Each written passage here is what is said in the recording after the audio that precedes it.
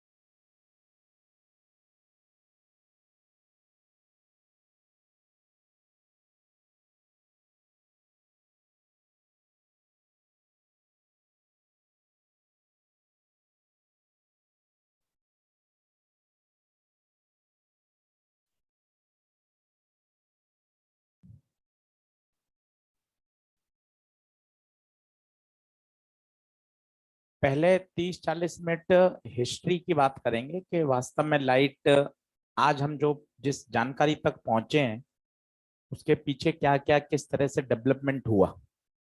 30-35 minute तो ये बात करेंगे जिस पे थ्योरेटिकल क्वेश्चन बनते हैं। फिर धीरे धीरे धीरे इंटरफेरेंस की तरफ शिफ्ट होंगे।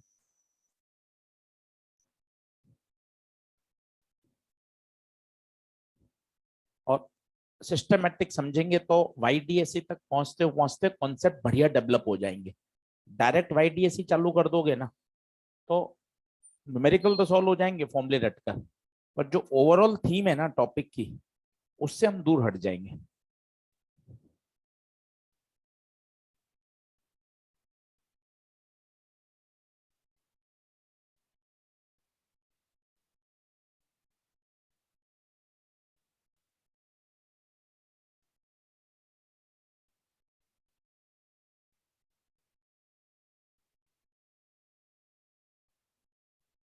लिख लिया तो अब बोलना चालू करूं? जल्दी आइए फटाफट।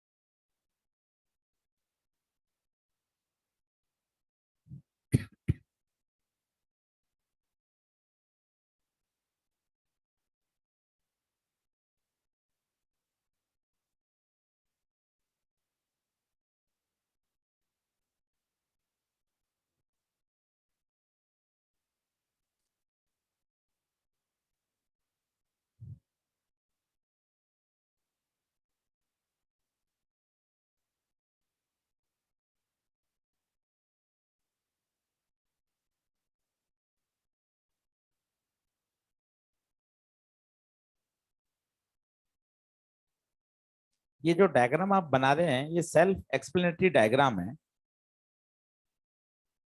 कि हमने क्या प्रेडिक्ट किया था और वास्तव में स्क्रीन पर क्या मिला। और इंटरफेरेंस और डिफ्रैक्शन कोई छोटी घटना नहीं है। इंटरफ्रैक्शन और डिफ्रैक्शन बड़ा जबरदस्त फिजिक्स का फंडा है और उसी को डिस्कस करना चाहते हैं। तो पहले 15-20 मिनट, आधा घंटा इस बात को समझिएगा, दिमाग के साथ इस बात को समझने का प्रयास करिएगा कि किस तरह से चीजें डेवलप हुई। चलो, तो रे ऑप्टिक्स का मैंने यहाँ शॉर्ट में लिखा। अभी तक हमने पढ़ा light travels in straight line, 9th class से पढ़ रहे हैं। लाइट स्ट्रेट लाइन में ट्रेवल करती है जिसे बोला जाता है रेक्टिलिनियर प्रोपोगेशन। जब इंटरफेस आता है, इंटरफेस का मतलब हवा से पानी में जा रही है, हवा से कांच में जा रही है, लेंस में जा रही है, प्रिज्म में जा रही है, बाउंड्री आती है, जब चेंज होता है तो वो क्या होता है, अपने पास से डिविएट हो जाती है और रिफ्रैक्शन रिफ्लेक्शन फिनोमिना होता है। हमने इस पूरे चैप्टर में 3 सप्ताह मैंने आपको पढ़ाया, 18 लेक्चर में हमने कहीं नेचर ऑफ लाइट का डिस्कशन ही नहीं किया कि लाइट क्या है, वेव नेचर है, पार्टिकल नेचर है, वेव कौन सी है, ट्रांसवर्स वेव है या लॉन्गिट्यूडल वेव है, इसके बारे में चर्चा ही नहीं करी। क्वेश्चन बढ़िया सॉल्व हो गए, कहीं कोई समस्या ही नहीं आई। नीट के भी क्वेश्चन हमने सारे कर लिए 2020-2021 तक, तो मैं इसकी कहीं समस्या ही नहीं आई। हमने नेचर ऑफ लाइट को छेड़ा ही नहीं। हम सिर्फ क्या बोलते रहे, लाइट कौन है, एनर्जी, एनर्जी का फ्लो हो रहा है, एनर्जी का फ्लो हो रहा है, और चैप्टर हमारा बढ़िया चलता रहा। ये हमारी समझ आ गई थी रे ऑप्टिक्स की। फिर हमने सोचा कि अगर मैं किसी एक पेपर में एक छेद करूं जिसे कहा जाता है स्लिट, और एक तरफ से प्रकाश को या लाइट को इंसिडेंट करवाऊं, तो मेरी सोच ये थी कि मुझे ऐसा आउटकम मिलना चाहिए कि बीच में तो इल्यूमिनेशन हो जाए और बाकी तरफ सब तरफ क्या हो जाए, अंधेरा हो जाए। और ऐसा मेरा प्रिडिक्शन है कि ऐसा होना चाहिए था, क्योंकि लाइट किस में जाती है भाई, स्ट्रेट लाइन में ट्रेवल कर रही है, और बीच में से जो आपने स्लिट की है वहां पर इल्यूमिनेशन मिलेगा, बाकी तरफ से क्या मिलेगा, शेडो। वो आप देखते हैं अपन एक बार करके इसको।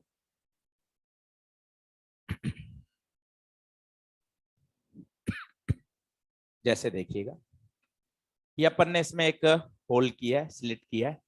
अगर आप देखें, ये थोड़ी लाइट और बंद करना तो बाहर से। अरे फिर वही बदतमीजी की तरफ क्यों ले जाते हो, यहाँ तो आर पार की बातें चल रही हैं कि सर मैं चीजों को समझना चाहता हूँ, और तुम और थोड़े आगे की फ्रंट वाली बंद कर। पकड़ लूंगा ना किसी को तो फिर छोड़ूंगा थोड़ी ना, है समझ। कोशिश तो कर कि अगर सर आप पकड़ लोगे और मुझे वेव ऑप्टिक से बाहर निकाल दोगे, समझाएगा कौन मुझे, है। मैं तो आपने इतने बढ़िया चैप्टर 9 समझाए हैं और वेव ऑप्टिक सब जगह खत्म और हो चुका है सर, कहाँ अटेंड करूंगा जाकर। अब देखो, ये आपने पेपर पे एक स्लिट बनाई है। अब आप देखिए प्रेडिक्टेड आउटकम क्या है, आप ऊपर देख सकते हैं। देखिए बीच में क्या दिख रहा है आपको, देखिए इल्यूमिनेशन दिख रहा है, बाकी सब तरफ क्या दिख रहा है, डार्क, जिसे बोलते हैं ज्योमेट्रिकल शेडो। फिजिक्स में इसका नाम क्या है, शेडो। देख सकते हैं ऊपर, देखिए पेपर दिख रहा होगा आपको, बीच में क्या दिख रहा है, इल्यूमिनेशन। और वो बट ऑब्वियस है, क्यों दिख रहा है इल्यूमिनेशन बताइए, क्योंकि बीच में आपने स्लिट बना रखी है। तो आप ये ऐसा सोच रहे हैं कि हाँ सर क्या होना चाहिए, बीच में इल्यूमिनेशन आ रहा है, बाकी सब तरफ क्या आ रहा है, देखें ज्योमेट्रिकल शेडो। महसूस कर पा रहे हैं क्या, यहां तक तो बात सही थी। पर अगर इस स्लिट विड्थ को छोटा छोटा छोटा करते जाए और इतना छोटा कर दें कि आपका ए किस ऑर्डर का हो जाए, लैम्डा के ऑर्डर। अभी वो हमारे से संभव नहीं है, क्योंकि पता है लाइट का लैम्डा कितना होता है, रफ याद करो, विवग्योर का तुम्हें याद है, 4000 से 7000 एंगस्ट्रॉम, बोले तो 10⁻⁻10। और अगर मैं स्लिट की विड्थ कितनी कर दूं, 10⁻⁻10, तो लोग देखकर आश्चर्यचकित रह गए कि पैटर्न देखिए कैसा बन रहा है, पैटर्न पैटर्न इस तरह का बन रहा है। जबकि पैटर्न रे ऑप्टिक्स के बिहाफ पर क्या बनना चाहिए था, बीच में इल्यूमिनेशन, बाकी सब तरफ ब्लैक। ये क्या है ब्लैक, ये क्या है, ये यही तो है ज्योमेट्रिकल शेडो। ये हमने सोचा, predicted outcome on the basis of ray optics, पर ऐसा मिला नहीं, ऐसा मिला नहीं। कब तक मिलता ऐसा, कब तक मिलता? जब तक आपका साइज लैम्डा की तुलना में बहुत बड़ा होता। तो आज एक नई बात सीख के जाइए, ये जो आपने रे ऑप्टिक्स में 80-90 पेज भरे हैं, ये तभी तक वैलिड है जब तक आपका साइज ऑफ ऑब्स्टेकल, लेंस, आपका प्रिज्म, आपका कॉन्केव लेंस, मिरर, इसका साइज लैम्डा की तुलना में बहुत ज्यादा है। तब तक light travel in a straight line. आज पूरे चैप्टर में अगले 8-9 दिन तक जो स्लिट है, इसका विड्थ देखिए तो सही, देखिए किस ऑर्डर का है, लैम्डा के ऑर्डर का है, लैम्डा के ऑर्डर का। तो लाइट ज्योमेट्रिकल शेडो, जहां अंधेरा था वहां भी देखिए क्या बनने लग गए, इल्यूमिनेशन। इसे ही तो कहते हैं, जो हमने 10th 11th में याद किया था, light enters into its geometrical shadow. ये लाइन आज तक हमें समझ में नहीं आई, रटी हुई है। ये क्या होता है, light enter into geometrical shadow? यही तो है। होना क्या चाहिए था बताइए, ऊपर नीचे अंधेरा, परंतु आपने स्लिट की विड्थ इतनी कम कर दी, इतनी कम कर दी कि लाइट यहां आकर सीधी नहीं जाके क्या हो गई, फैल गई। फैलना, this is what diffraction. Light spread हो गई, और हमेशा स्प्रेड नहीं होगी। पहली शर्त बताइए, पहली शर्त, a is the order of lambda. तो पूरे चैप्टर में आशीष सर वाईडीएसई में डिफ्रैक्शन में ये पहली शर्त, ए किस ऑर्डर का होगा, लैम्डा के ऑर्डर का होगा। मेरे हिसाब से मेरा मन ये कह रहा था कि आना चाहिए था बीच में इल्यूमिनेशन और ऊपर नीचे अंधेरा, जबकि लाइट कहां एंटर कर गई बच्चों, अपने ज्योमेट्रिकल शेडो। इस लाइन को समझ पा रहे हैं? धीरे धीरे बोलिए ना, लाइट एंटर्स इनटू, इसका मतलब जहां तुम अंधेरा महसूस कर रहे थे वहां भी प्रकाश दिखने लग गया, जबकि कायदे से तो प्रकाश दिखना कहां चाहिए था, बिल्कुल इस स्लिट के सामने, जैसा तुम्हें इस एक्सपेरिमेंट में दिख रहा है।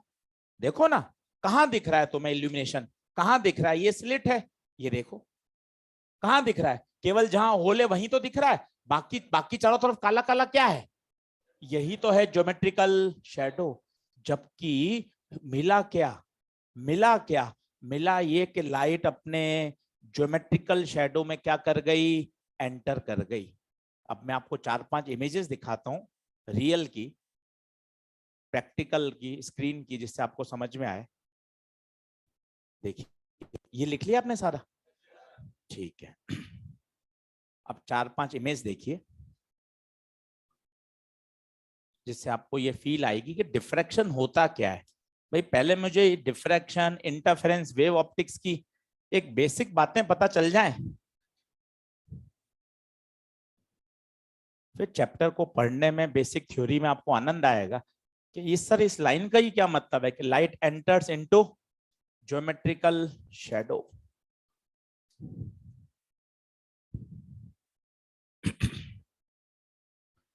देखें, कोशिश करता हूं कि फोटो डाउनलोड होके मैं आपको दिखा सकूं।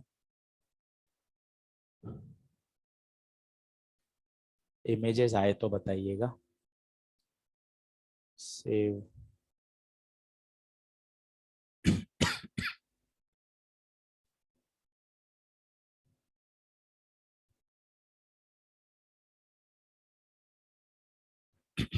देखें, महसूस करें क्या हुआ। ये स्लिट, ये स्लिट देखिए, ये कौन आ रही है, लाइट आ रही है। पहली शर्त, पहली और आवश्यक शर्त क्या होना चाहिए था, इसका ऑर्डर और इसका ऑर्डर लगभग बराबर होना चाहिए। देखिए लाइट ट्रेवल नहीं करी, क्या हो गया, फैल गई। This is what spreading of light. और स्क्रीन पर देखिए तो सही, आनंद आ जाएगा। होना क्या चाहिए था, बिल्कुल इसके सामने इल्यूमिनेशन मिलना चाहिए था, और ऊपर नीचे डार्क अंधेरा। पर आप देखिए, यहां भी ब्राइटनेस, यहां भी ब्राइटनेस, यहां भी ब्राइटनेस, इसका मतलब light enters into its geometrical shadow. यही है बच्चों डिफ्रैक्शन, यही है डिफ्रैक्शन। हम पढ़ते तो हैं द बेंडिंग ऑफ लाइट। अरे लाइट बैंड होकर कहां चली गई? बैंड होकर कहां चली गई? बैंड होकर जहां अंधेरा था वहां पर भी उसने क्या बनाने लग गया? इल्यूमिनेशन आ गया। ये पैटर्न बनता है। ये देखिए मैक्सिमम इंटेंसिटी कहाँ है? सेंटर पे। वो तो बट ऑब्वियस है, ये इसके अलोंग ही मैक्सिमम इंटेंसिटी होनी चाहिए थी, और इसके बाद देखिए इंटेंसिटी लगातार कम हो रही है। जबकि रे ऑप्टिक्स क्या कह रही थी? रे ऑप्टिक्स बताइए। बिल्कुल बीच में इंटेंसिटी मैक्सिमम, बाकी सब तरफ गहरा अंधेरा, गहरा अंधेरा। जबकि ये क्या कह रहा है? इंटेंसिटी बीच में के मैक्सिमम होगी और उसके बाद भी देखिए डार्क ब्राइट का पैटर्न बन रहा है। ये कहलाता है आपका डिफ्रैक्शन। एक डायग्राम में आपको और फील कराता हूं जिससे आपको पता चलेगा सिंगल स्लिट डिफ्रैक्शन। देखिएगा,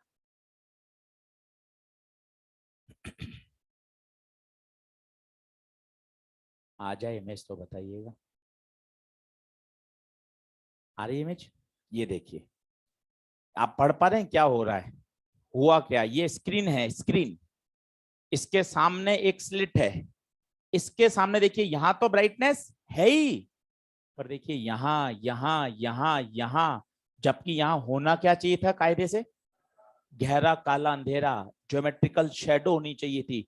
अब उस लाइन का मतलब है जो हम पढ़ रहे हैं, light enters into its geometrical shadow. जहां पे आप अंधेरा प्रेडिक्ट कर रहे थे on the behalf of ray optics, पर वे ऑप्टिक्स ने बातें बदल दी।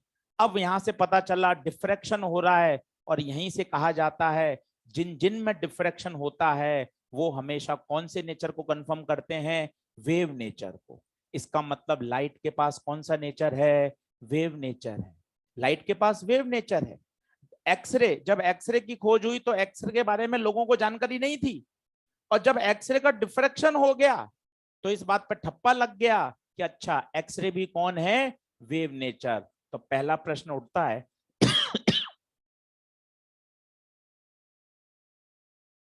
पहला प्रश्न उठता है, सब जितने भी पॉइंट्स लिखाऊंगा सब पेपर के क्वेश्चन है। पहला प्रश्न उठता है डिफ्रैक्शन किस में पाया जाता है? साउंड वेव में, लाइट वेव में, ईएम वेव में, या हर प्रकार की वेव में? आंसर है दुनिया में जो वेव्स हैं उनमें डिफ्रैक्शन पैटर्न होगा। डे टू डे लाइफ में आपको साउंड वेव्स का डिफ्रैक्शन कितना मस्त सुनाई देता है। एएसपी सर एक कमरे में पढ़ा रहे हैं, उनकी आवाज दूसरे कमरे तक आ रही है। पिताजी आपके ऊपर वाले फ्लोर से चिल्ला रहे हैं, अरे ऊपर आ, और आप नीचे से दौड़ के ऊपर जा रहे हो। क्या हो रहा है? साउंड वेव इजीली डिफ्रैक्ट हो रही है। कारण क्या है? मैं बोल रहा हूं दरवाजे से टकरा रही है, मैं बोल रहा हूं कैमरे से टकरा रही है, पंखे से टकरा रही है, वेव्स टकरा टकरा के क्या हो रही है? बेंड हो रही है। जबकि लाइट वेव्स का diffraction day to day life में इजी ऑब्जर्व नहीं होता। कारण बता सकते हैं? सोचिएगा इस शर्त से तो दिमाग चलना चालू होगा। सोचिएगा, लाइट के लिए ये शर्त बनाना आपके लिए और मेरे लिए संभव? प्रैक्टिकल लेबोरेटरी में तो संभव है, हमारे लिए क्यों नहीं संभव है? कोशिश करिए, क्यों नहीं संभव है? लाइट की वेवलेंथ है 10⁻⁻10 ऑर्डर की, -7 ऑर्डर की मीटर में अगर बात करें तो। अगर इतना ऑब्स्टिकल बनाओगे तो लाइट क्या हो जाएगी? डिफ्रैक्ट। साउंड के लिए इजीली है डिफ्रैक्शन, कारण साउंड वेव्स की जो वेवलेंथ का ऑर्डर है और दरवाजे का साइज, दीवार का साइज, स्पीकर का, पंखे का, इसका ऑर्डर का साइज और साउंड वेव्स की वेवलेंथ की ऑर्डर का साइज लगभग बराबर है। That's why sound waves easily diffracted, और एक कमरे की आवाज दूसरे कमरे में जा रही है, कारण डिफ्रैक्शन हो रहा है साउंड वेव्स का। लाइट का नहीं हो रहा। एक कमरे में आपने ऑन किया, उसका प्रकाश दूसरे कमरे में, तीसरे कमरे में, रूम नंबर 1 में तो नहीं जा रहा, पर एएसपी सर की आवाज तो आ रही है बढ़िया साफ। कारण क्या है? Sound waves easily diffracted in day to day life.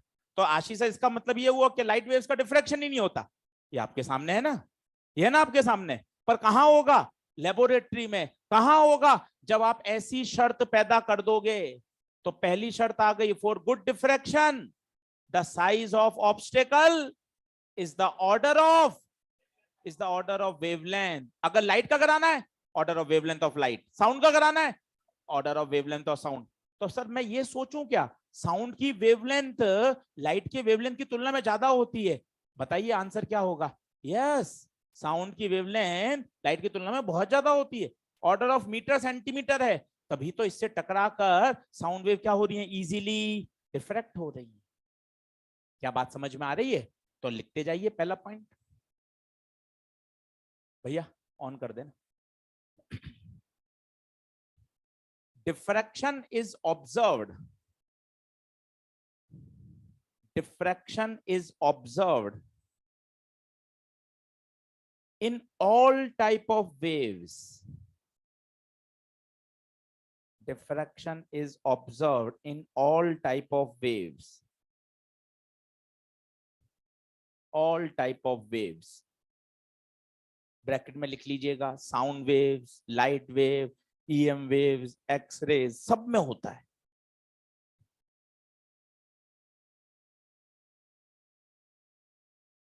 जितनी पॉइंट्स आएंगे सारे मॉड्यूल के पुराने पेपर के क्वेश्चन है, एक एक पॉइंट समझ के लिखना।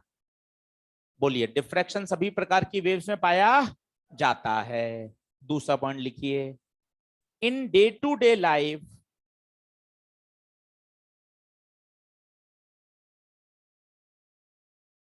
in day to day life, the diffraction of sound waves, the diffraction of sound waves is easily observed, is easily observed।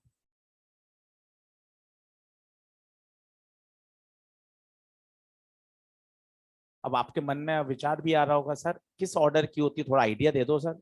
वहां तो चलो हमें पता है 4000 से 7000 एंगस्ट्रॉम। इसका ऑर्डर होता है बच्चों 17 मिलीमीटर से लेके 17 मीटर। तो मीटर तो काफी बड़ी रेंज है।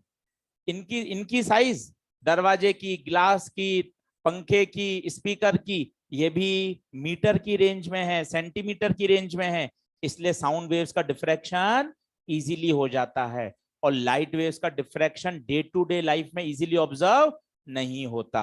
तो लिख लीजिएगा, क्या लाइन लिखी मुझे वापस बताइए। इजीली ऑब्जर्व, ब्रैकेट में लिखिएगा, the order of wavelength, the order of wavelength of sound waves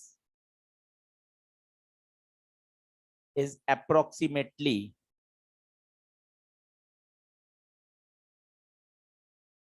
17 mm to 17 metre.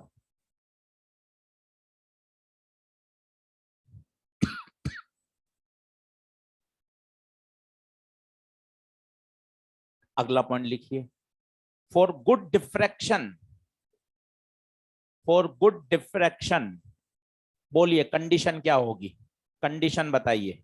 ये लिखी हुई है आपके सामने, ये रही। साइज ऑफ ऑब्स्टेकल लिख लीजिए, a is nearly equal to lambda, जहां पर ए क्या बोलोगे, साइज ऑफ ऑब्स्टेकल, लेमडा क्या बोलोगे, वेवलेंथ। किसकी, लाइट की या साउंड की? किसकी? जिसका डिफ्रैक्शन करवाना चाहते हो, जिसका करवाना चाहते हो। अगर साउंड का हो रहा है तो साउंड की, लाइट का सोच रहे हो तो लाइट की, वेवलेंथ ऑफ वेव।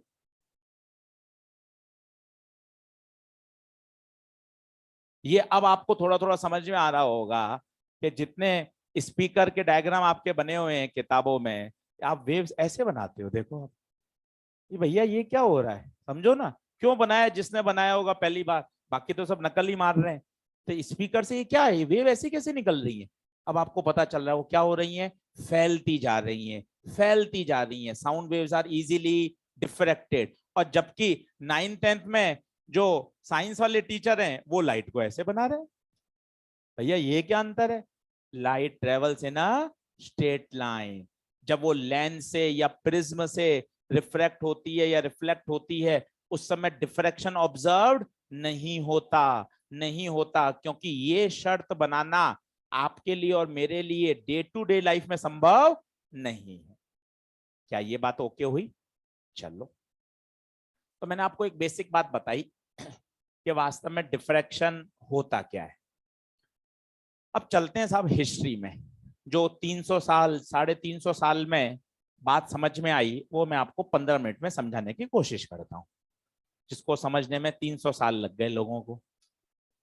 ठीक है, कोशिश करते हैं। तो लिखिएगा हिस्ट्री, इतिहास।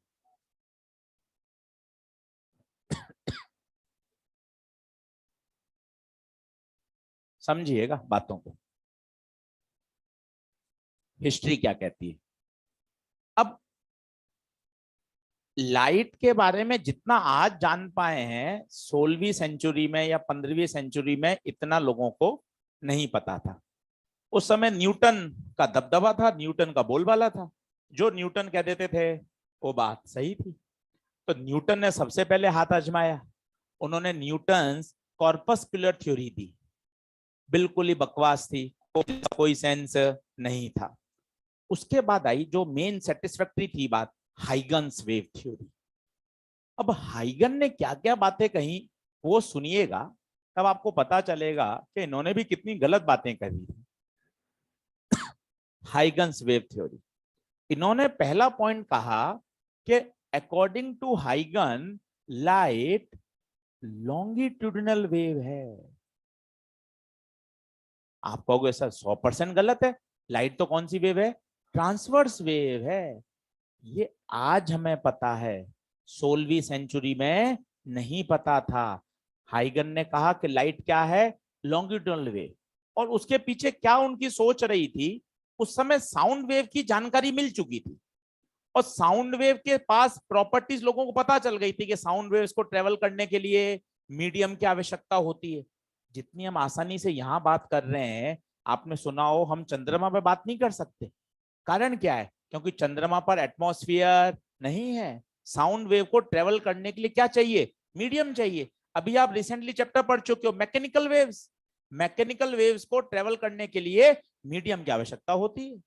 तो वो सोच रखकर हाइगन ने कहा कि लाइट एक लॉन्गिट्यूडिनल वेव है, और सिंस साउंड को मीडियम चाहिए तो उन्होंने कहा हाँ, लाइट को भी ट्रेवल करने के लिए किसकी आवश्यकता होती है, मीडियम की। और पूरे यूनिवर्स में एक हाइपोथेटिकल मीडियम फैला हुआ है जिसका नाम क्या है, ईथर। ये दो इन्होंने एजम्पशन दिए। उस समय लोगों ने रोका भी, क्या भाई कैसे, ईथर क्या है, 80-90 किलोमीटर तक ही तो एटमॉस्फेयर है, उसके बाद तो क्या है, फ्री स्पेस है। उसके बाद तो फ्री स्पेस है और सन की लाइट तो हमें मिल रही है। तो ये जो आप कह रहे हो कि ईथर जरूरत है, ईथर की तो कोई आवश्यकता है ही नहीं। पर उन्होंने कहा कि भाई ईथर की आवश्यकता है। फिर लोगों ने क्यों बात मानी होगी, जरा सोचो आप। दोनों ही बातें गलत थी, दोनों ही बातें गलत थी, तो फिर क्यों मानी। कारण क्या था, इन्होंने एक बहुत कठिन फिनोमिना को समझा दिया था जिसका नाम था इंटरफेरेंस, जिसका नाम था डिफ्रैक्शन। क्यों कठिन फिनोमिना है, आपने वो अभी देखा जो 4 फोटो हैं, कठिन क्यों है जरा आप सोचिए। रे ऑप्टिक्स से प्रिडिक्टेड आउटकम क्या था, बीच में इल्यूमिनेशन, बाकी सब अंधेरा। मैं आपसे 5 साल बाद आपकी डॉक्टरी हो जाएगी फिर भी पूछूंगा ना, तो आप भूल जाओगे।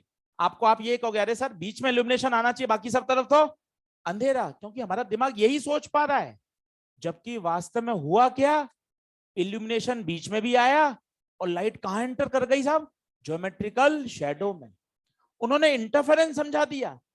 इंटरफेरेंस छोटी मोटी घटना नहीं है। उदाहरण सोचिएगा, एक कमरे में एक बल्ब से रोशनी आई, एक बल्ब और लगा दिया। आपसे पूछूं, मैं आपके पिताजी से पूछूं, माताजी से पूछूं, तुरंत ये जवाब मिलेगा, अरे रोशनी डबल हो जाएगी भाई, 2 बल्ब लगा दिए, अब तो सर कमरा चकाचक हो जाएगा। मैं आपको ले चलता हूँ हॉस्टल कमरे में 2 बल्ब लगा के दिखा दूं। पर आपको बोलूं नहीं बेटा, ऐसा भी संभव है कमरे में कुछ ऐसे पॉइंट हो जहां पर बिल्कुल अंधेरा हो जाए।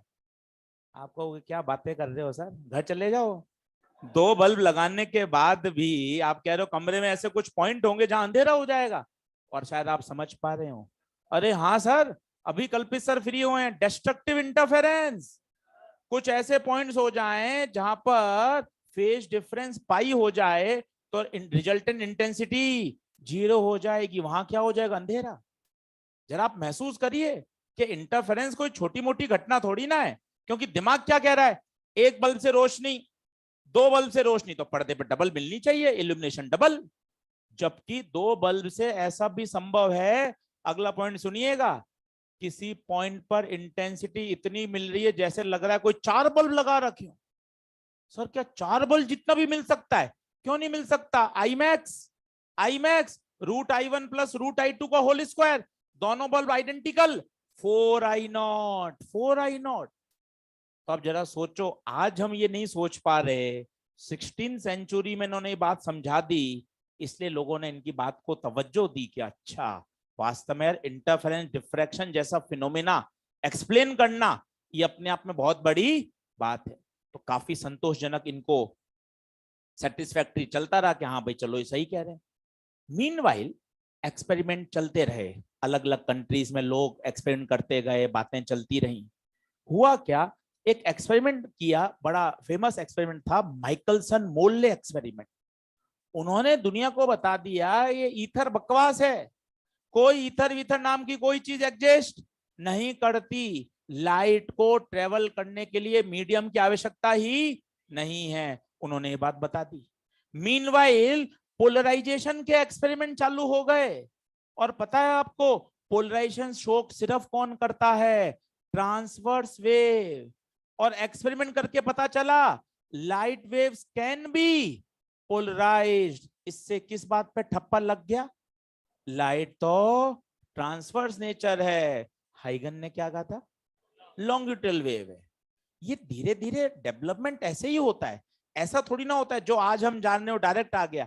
आप डीएनए पढ़ते हैं, आप बायो के स्टूडेंट हैं, आपको पता है, वो आप चैप्टर पढ़ते हैं अपना ओरिजिन एंड इवोल्यूशन, उसके पहले 5-6 पेज पढ़ो, आपको लगेगा क्या गप्पे चल रही हैं कि समुद्र के किनारे ऐसे ऐसे ऐसे ऐसे धीरे डेवलपमेंट। आज पढ़ के आना एनसीईआरटी, पहले 6-7 पेज तो ऐसे लगते हैं कि पता नहीं क्या बातें हो रही है। ओरिजिन एंड इवोल्यूशन चैप्टर है, उसमें सिर्फ गप्पे ही तो हैं, उसमें ऐसे ही पता चला कि वास्तव में डेवलपमेंट हुआ कैसे। डीएनए के बारे में आप जितना जानते हैं 50 साल पहले थोड़ा जानते थे। तो डेवलपमेंट हो रहा है, इनकी ये सोच थी, पर तवज्जो इसलिए मिली कि उन्होंने कठिन फिनोमिना को समझा दिया। धीरे धीरे लोगों ने और डेवलप किया, पोलराइजेशन पता चला कि पोलराइजेशन तो एक जबरदस्त फिनोमिना है जो केवल वही वेव शो करती है जो, तभी तो कहा जाता है sound waves can not be polarise. कारण बताइए? Because sound waves are longitudinal nature, जबकि लाइट कैन बी पोलराइज। इसका मतलब ठप्पा लग गया, लाइट ट्रांसवर्स वेव है। तो सब दो बातें गलत हो गई। माइकलसन मोल्डे ने बता दिया कोई ईथर की आवश्यकता नहीं है, पोलराइजेशन के एक्सपेरिमेंट से पता चल गया कि लाइट वेव तो ट्रांसवर्स नेचर की है। तो अभी तो लड़ाई यही चल रही थी कि लॉन्गिट्यूडनल हो ट्रांसवर्स हो। इतने में मैक्सवेल आए, मैक्सवेल ने तो दुनिया ही बदल दी। मैक्सवेल ने कहा ये कुछ नहीं होता सब, light is an electromagnetic wave. और अगली सेंटेंस अगर आप पकड़ लो सोमवार के दिन तो मजा आ जाएगा कि बदलता हुआ इलेक्ट्रिक फील्ड, बदलता हुआ इलेक्ट्रिक फील्ड मैग्नेटिक फील्ड पैदा करता है, और बदलता हुआ मैग्नेटिक फील्ड इलेक्ट्रिक फील्ड पैदा करता है। कि वास्तव में लाइट तो इलेक्ट्रोमैग्नेटिक वेव है, तुम कहां ईथर और लॉन्गिट्यूडनल ट्रांसवर्स में पड़े हुए। वो तो इलेक्ट्रिक फील्ड मैग्नेटिक फील्ड दोनों एक दूसरे को लगातार प्रोड्यूस कर रहे हैं और सेल्फ सस्टेनेबल हैं, जिनको किसी और की आवश्यकता, सेल्फ सस्टेनेबल हैं, और इस तरह आगे से आगे आगे से आगे क्या करते रहते हैं, प्रोपोगेट। कोई इनको मीडियम की आवश्यकता नहीं है, और electric field and magnetic field and direction of propagation all are perpendicular to each other. तो फाइनल में बोल दिया लाइट तो वास्तव में कौन है, ट्रांसवर्स वेव है। और कैसी वेव है, ईएम वेव। थोड़ा सा लोगों को पता चला, अच्छा हाँ भाई पोलराइजेशन हो रहा है तो ट्रांसवर्स है, ईएम वेव से पता चल गया वास्तव में नेचर कैसा है, ट्रांसवर्स। तो लोग इस तरफ मानने लग गए। धीरे धीरे विज्ञान आगे बढ़ता गया, और मजा आ गया। रिवॉल्यूशन कब हुआ, जब लाइट का फोटो इलेक्ट्रिक इफेक्ट देखा गया। इसने तो क्रांति ला दी, क्योंकि अभी तक हम लड़ाई किसमें कर रहे थे, भाई तू ट्रांसवर्स कह रहा है, तू लॉन्गिट्यूडनल कह रहा है, तू ट्रांसवर्स कह रहा है, तू लॉन्गिट्यूडनल कह रहा है। अभी तो वेव वेव में लड़ाई हो रही थी। अब आ गया लाइट का कैसा nature, particle nature. Photo electric effect को वेव नेचर से एक्सप्लेन ही नहीं किया सकता। एएसपी सर ने 3 पॉइंट लिखा रखे हैं, देखिएगा घर जाकर। वेव नेचर से इसको एक्सप्लेन नहीं किया सकता, किससे एक्सप्लेन करते हैं, पार्टिकल नेचर से। तो और रिवॉल्यूशन हो गया कि अच्छा लाइट के पास तो पार्टिकल नेचर भी है। फिर धीरे धीरे शब्दों में सुधार हुआ और आज हम जिस कंक्लूजन पूछे हैं कि लाइट तो कौन है, ड्यूअल नेचर। ड्यूअल नेचर है। जब आपको इंटरफेरेंस समझना है, जब आपको डिफ्रैक्शन समझना है, जब आपको पोलराइजेशन समझना है, तब आप लाइट के किस नेचर को बोलोगे? सर लाइट वेव नेचर है। जब लाइट प्रोपोगेट करती है तब लाइट का वेव नेचर होता है। But when light interact with matter, किसी से इंटरेक्शन जब होता है तब लाइट का कौन सा नेचर आता है? Particle nature, photo electric effect. चीजें चलती गई। डी ब्रोगली भाई ने कुछ अलग ही बात कह दी। डी ब्रोगली में अलग अपने कमरे में बैठकर एक बात कह दी कि मुझे लग रहा है कि नेचर सिमेट्रिक है। नेचर सिमेट्रिक है। जिस प्रकार तुम बोल रहे हो कि लाइट का ड्यूअल नेचर है, मैं बोल रहा हूं जो मैटर है उनका भी। लाइट की तो लड़ाई खत्म ही। 300 साल तो ये पता चला कि लाइट के पास ड्यूअल नेचर है। डी ब्रोगली क्या बोल रहे हैं? तुम लाइट की बात कर रहे हो, मुझे तो लग रहा है इलेक्ट्रॉन, फुटबॉल, क्रिकेट की बॉल, तुम, मैं, आप सब जब जब चलते हैं, जब जब हमारे साथ वेव्स एसोसिएट होती हैं जिन्हें बोलते हैं मैटर वेव्स, और उन्होंने उसका फॉर्मूला दे दिया लैम्डा बराबर h/p। मस्त रहो, पी की जगह एम भी रखो, पी की जगह एम भी रखो। फुटबॉल, क्रिकेट बॉल, आपकी, मेरी, इलेक्ट्रॉन की, सबकी क्या आ जाएगी? वेवलेंथ आ जाएगी। हम चलने तुम्हारे साथ, वेवलेंथ एसोसिएट है, नाम दे दिया मैटर वेव्स। कोई एक्सपेरिमेंट नहीं, कोई कुछ नहीं, तभी तो नाम क्या है? De Broglie hypothesis. और मजे की बात आप सोचिए, आप और मैं तो केवल, अरे सर 17 जुलाई पेपर बढ़िया, सरकारी मेडिकल कॉलेज, फिर पीजी और फिर नोट, बस हो गया सर जीवन, हो गया जीवन। जबकि आप वैज्ञानिक जरा आप महसूस करिए, अपना पूरा जीवन खपा देते हैं रिसर्च में, लेबोरेटरी में। और यही नहीं, आज भी चल रहा है वर्तमान में, कितने रिसर्च चल रहे हैं, कितनी पीएचडी चल रही है। हर साल नोबेल प्राइज दिया जाता है साइंस में, मेडिकल फील्ड में, साहब ये सेल्स ढूंढा, ये नई बीमारी, ये नए डीएनए, इसका ये इलाज। तो कितना जबरदस्त रिवॉल्यूशन चलता ही जा रहा है। तो डेवलपमेंट हो रहा है। और यही नहीं, हर जगह। थॉमसन आए, उन्होंने कहा नहीं साहब प्लम पुडिंग मॉडल होता है। रदरफोर्ड आए, अरे नहीं भाई गलती है, रदरफोर्ड मॉडल ने अपना दिया। फिर बोर आए, नहीं रदरफोर्ड तुम गलत हो भाई, तुम्हारे हिसाब से तो इलेक्ट्रॉन लगातार एनर्जी को लूज करता हुआ न्यूक्लियस के अंदर ही गिर जाएगा, जबकि इलेक्ट्रॉन तो लगातार लगातार सर्कुलर ऑर्बिट में बढ़िया चक्कर लगा रहा है। फिर धीरे धीरे, आपने पढ़ा नहीं, उसके बाद सोमरफील्ड भी आए। सोमरफील्ड ने भी आया, सोमरफील्ड ने कहा सर्कुलर ऑर्बिट ही नहीं होते, सर्कुलर ऑर्बिट ही नहीं होते। कैसे ऑर्बिट होते हैं? इलिप्टिकल ऑर्बिट में चक्कर लगाता है। तो धीरे धीरे साइंस ऐसे डेवलप होती है। तो लड़ाई किसकी चल रही थी साहब? लाइट की। Transverse wave, longitudinal wave. जबकि डी ब्रोगली ने मैटर के साथ एक नई जंग छेड़ दी कि भाई मैटर भी वेव एसोसिएट करते हैं, और सिर्फ हाइपोथेसिस दी। डेविसन जर्मन नाम के वैज्ञानिक हुए जिन्होंने प्रूव करके दुनिया को बता दिया कि डी ब्रोगली ने जो कहा था वो बिल्कुल, उन्होंने इलेक्ट्रॉन्स का निकल क्रिस्टल पर डिफ्रैक्शन करा दिया। लाइट निकल क्रिस्टल से टकरा के डिफ्रैक्ट हो गई, पढ़ा होगा आपने, और वो डिटेक्टर लगाया हुआ था, वहां पर इंटेंसिटी आने लग गई। इसका मतलब ये कंफर्म हो गया कि इलेक्ट्रॉन बीम भी किसकी तरह व्यवहार कर रही है? वेव की तरह।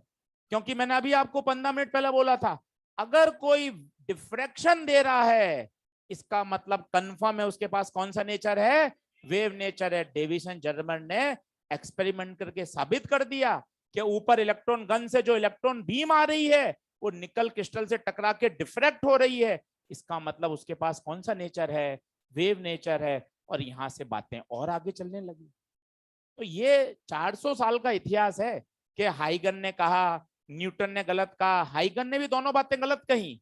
पोलराइजेशन से बातें समझ में आई, फोटो इलेक्ट्रिक इफेक्ट से पता चला, अच्छा फोटो इलेक्ट्रिक से समझना है तो कौन सा नेचर? Particle nature. अब ये सारे क्वेश्चन मैं आपको लिखा देता हूं, सब पेपर के क्वेश्चन है, लिखते जाइए। अगले पॉइंट पे आइए। पहले ये लिखिए, कोने वाला, पोलराइजेशन सिर्फ किस में होता है? ट्रांसवर्स वेव में। Light waves can be polarise, ये लिखिए। अब काम काम की जो पॉइंट्स हैं वो अपन नोट्स में ले आते हैं। सर मुझे तो अपना 17 जुलाई का काम करवा दो आप, वो मैं करवा दूंगा, वो मेरी जिम्मेदारी है। 17 जुलाई में कोई समस्या नहीं आनी चाहिए।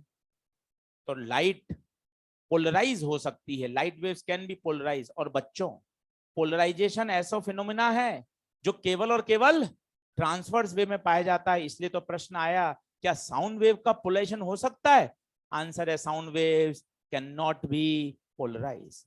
दुनिया में डिफ्रैक्शन तो सभी प्रकार की वेव्स में हो सकता है, पर पोलराइजेशन केवल ट्रांसवर्स वेव में हो सकता है, क्योंकि उसमें परपेंडिकुलर वाइब्रेशन होने जरूरी है। पढ़ेंगे हम पोलराइजेशन, हमारा अगला चैप्टर है डिफ्रैक्शन के बाद। तो इसी में लिखिएगा ब्रैकेट में, sound waves cannot be polarized. Sound waves cannot be polarized because they are longitudinal in nature.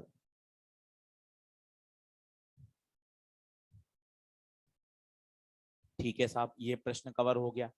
उसके बाद ये लिखिए, इंटरफेरेंस, डिफ्रैक्शन, पोलराइजेशन, ये लाइट के कौन से नेचर को सपोर्ट करते हैं? वेव नेचर को। इंटरफेरेंस को पार्टिकल नेचर से नहीं समझाया जा सकता कि दो पार्टिकल आए, सुपर इम्पोज होए। इंटरफेरेंस डिफ्रैक्शन को समझाने के लिए आपके लाइट को कौन से नेचर को डोमिनेट मानना पड़ेगा? वेव नेचर को। तो ये भी पूछा जाता है, इंटरफेरेंस, डिफ्रैक्शन, ये कौन से नेचर को सपोर्ट करते हैं? वेव नेचर को। उसके अगली लाइन में ये लिखिएगा, photo electric effect, particle nature, quantum nature of light. Quanta ये आपने पूरा ही पढ़ रखा है, तो इसमें कोई जरूरत ही नहीं है कि लाइट फोटोन से मिलकर बनी होती है, पैकेट्स होते हैं, इंटरेक्ट करती है, एनर्जी का ट्रांसफर होता है, पैकेट्स के रूप में होता है। सबसे जो छोटा पैकेट होता है उसे क्वांटा बोलते हैं, उसकी एनर्जी एचनी होती है। तो वो मैं नहीं जा रहा हूं, वो सर ने सब आपको लिखा रखा है। तो photo electric effect particle nature को बताता है। तो सर ये बताओ लाइट का नेचर क्या है? बताइए क्या नेचर है लाइट का? आंसर है लाइट का ड्यूअल नेचर है। कब कौन सा होगा ये तो डिपेंड करेगा आप कौन से फिनोमिना को समझना चाहते हो, कौन से फिनोमिना की स्टडी करना चाहते हो। When light travels, when light propagates, तो हम बोलते हैं कौन सा है? Wave nature. And when in interact with matter, वो भी बात लिख लीजिएगा अगला। व्हेन लाइट प्रोपोगेट्स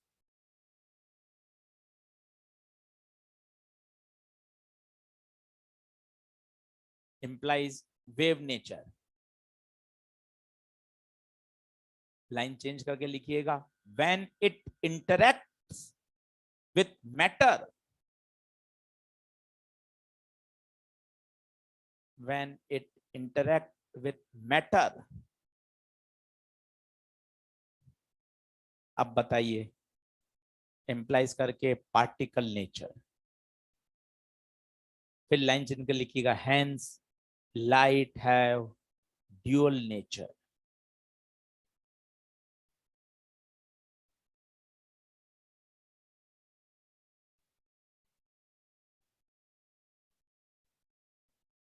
इसके आगे जरूर लिखिएगा, ये दोनों बात गलत है। ये अकॉर्डिंग टू हाइगन है, आप 2 महीने बाद पढ़ो जून में, लाइट लॉन्गिट्यूडनल वेव नहीं, गलत जरूर लिखिएगा। लाइट लॉन्गिट्यूडनल वेव नहीं है, लाइट तो ट्रांसवर्स वेव है। वो अकॉर्डिंग टू हाइगन है, उसको गलत जरूर लिख लेना। ईथर के पास जरूर लिख लेना, ऐसी कोई हाइपोथेटिकल मीडियम की आवश्यकता नहीं है। ये केवल हाइगन की वेव थ्योरी थी। माइकलसन मोरले ने ये बात बता दी लोगों को प्रयोग करके कि ईथर नाम के मीडियम की कोई प्रेजेंस की आवश्यकता नहीं है। तो पूरी बात अच्छे से लिखना, सभी पे मॉड्यूल में, पुराने पेपर्स में प्रश्न आए हुए हैं।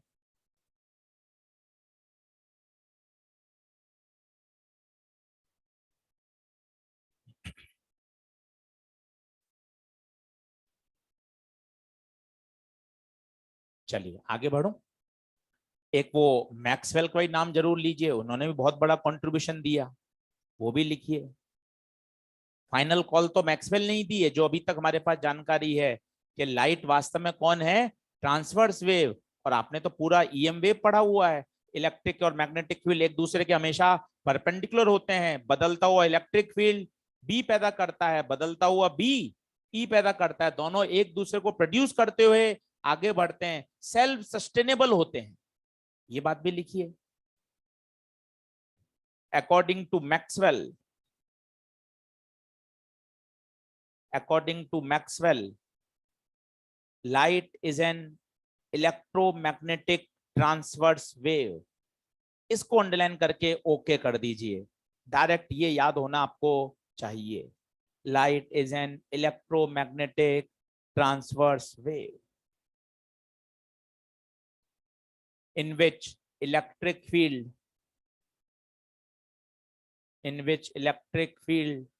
magnetic field and direction of propagation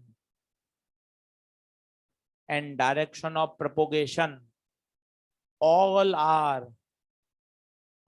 are mutually perpendicular.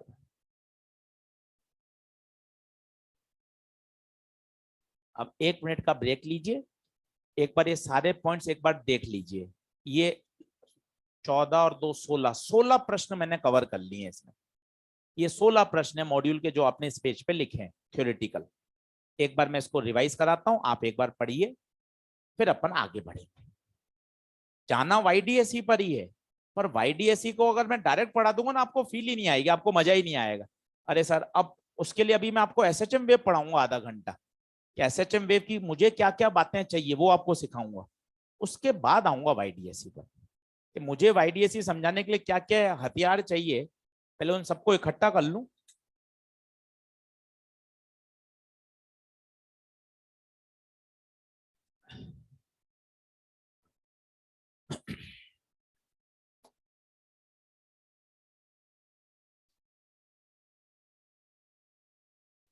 सारे क्वेश्चन पढ़ लीजिएगा एक बार, सारे पॉइंट्स एक बार पढ़ लें, ताकि एक बार तो अभी दिमाग में बैठ जाए और मॉड्यूल करेंगे तो मजा आ जाएगा.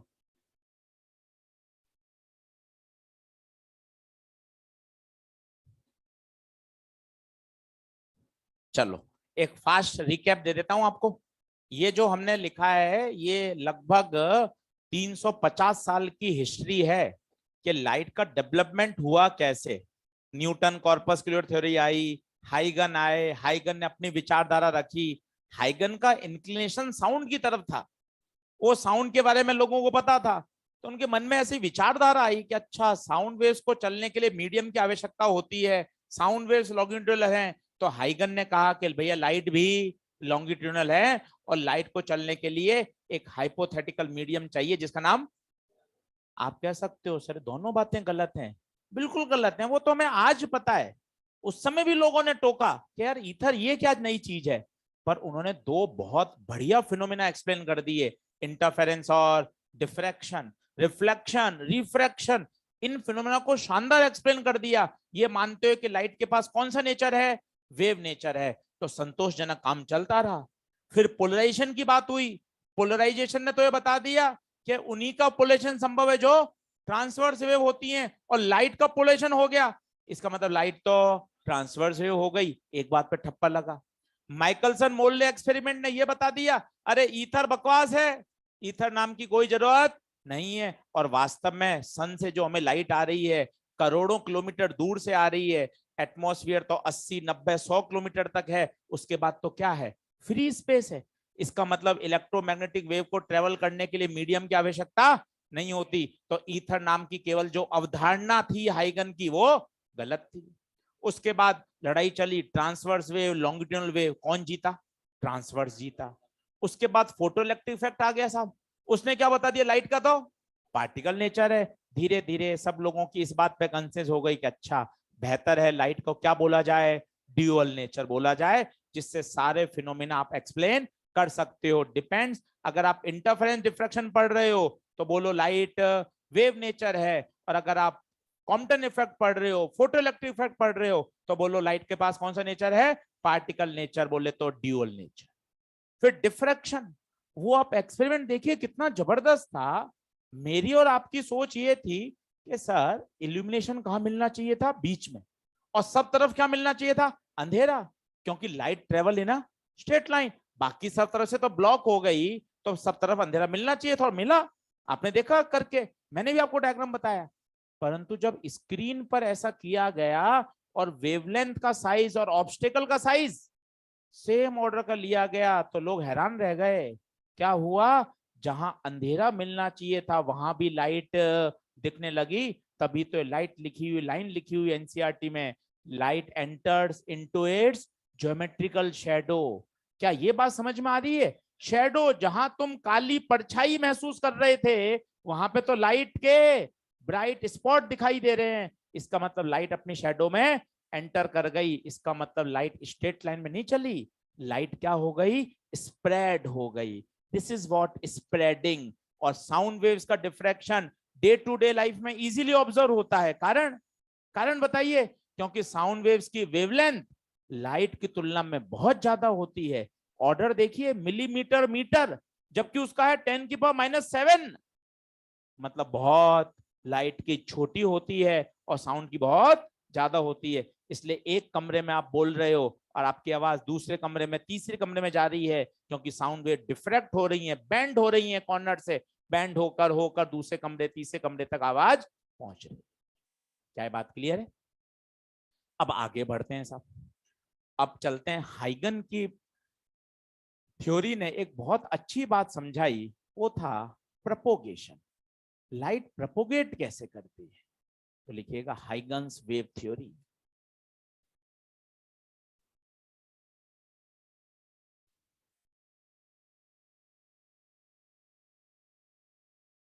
Huygens wave theory. अब 15-20 मिनट कुछ फॉर्मूले हैं जिस पर न्यूमेरिकल आते हैं, हम उस तरफ धीरे धीरे शिफ्ट हो रहे हैं।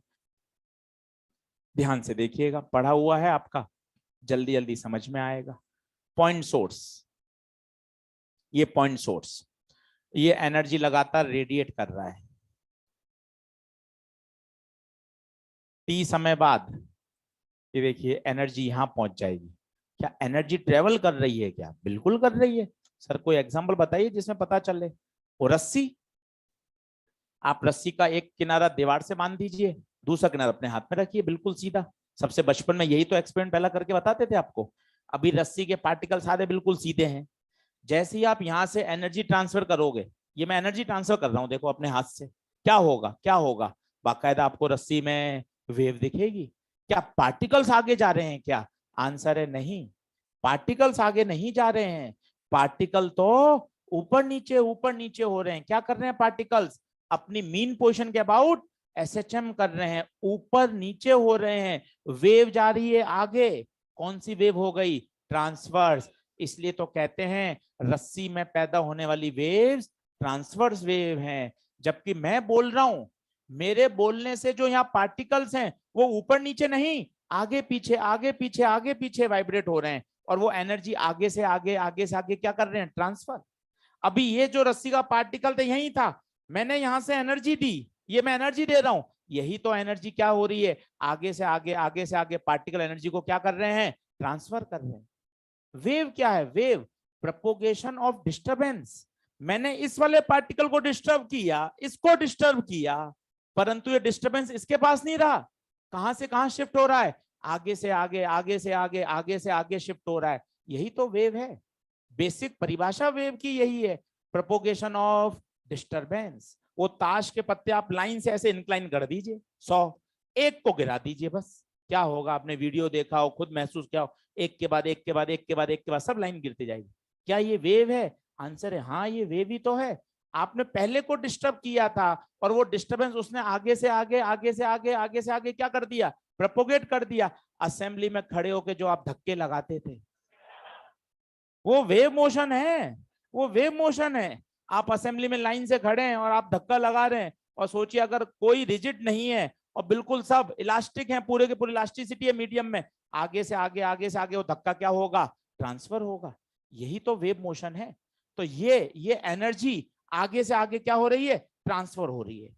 जरा सोचिएगा, इससे एक्स दूरी पर स्थित ये जो पार्टिकल्स हैं, क्या इनको एनर्जी बच्चों एक साथ मिलेगी या नहीं मिलेगी?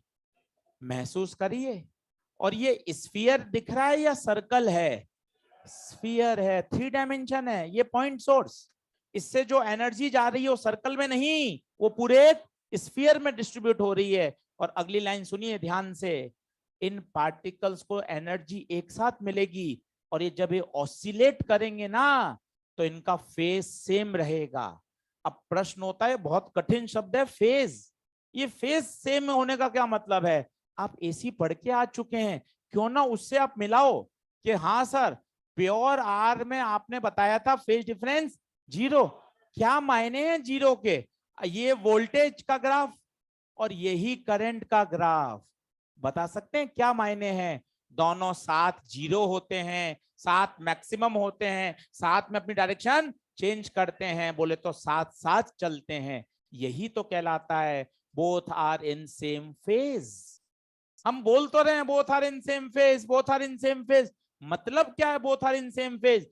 इसका मतलब ये सारे पार्टिकल एक साथ मैक्सिमम पे जाएंगे, एक साथ मीन पर आएंगे, एक साथ नीचे जाएंगे, सबका ऑसिलेशन एक ही फेज में चल रहा है। इसका मतलब all are in same phase. और ऐसी सरफेस जिसपे सारे पार्टिकल का फेज सेम होता है, हाइगन ने कहा उसका नाम क्या है? Wave front. क्या बोला? Wave front. तो कौन है वेव फ्रंट? ऐसी सरफेस जिस पर स्थित सभी पार्टिकल का फेज सेम है।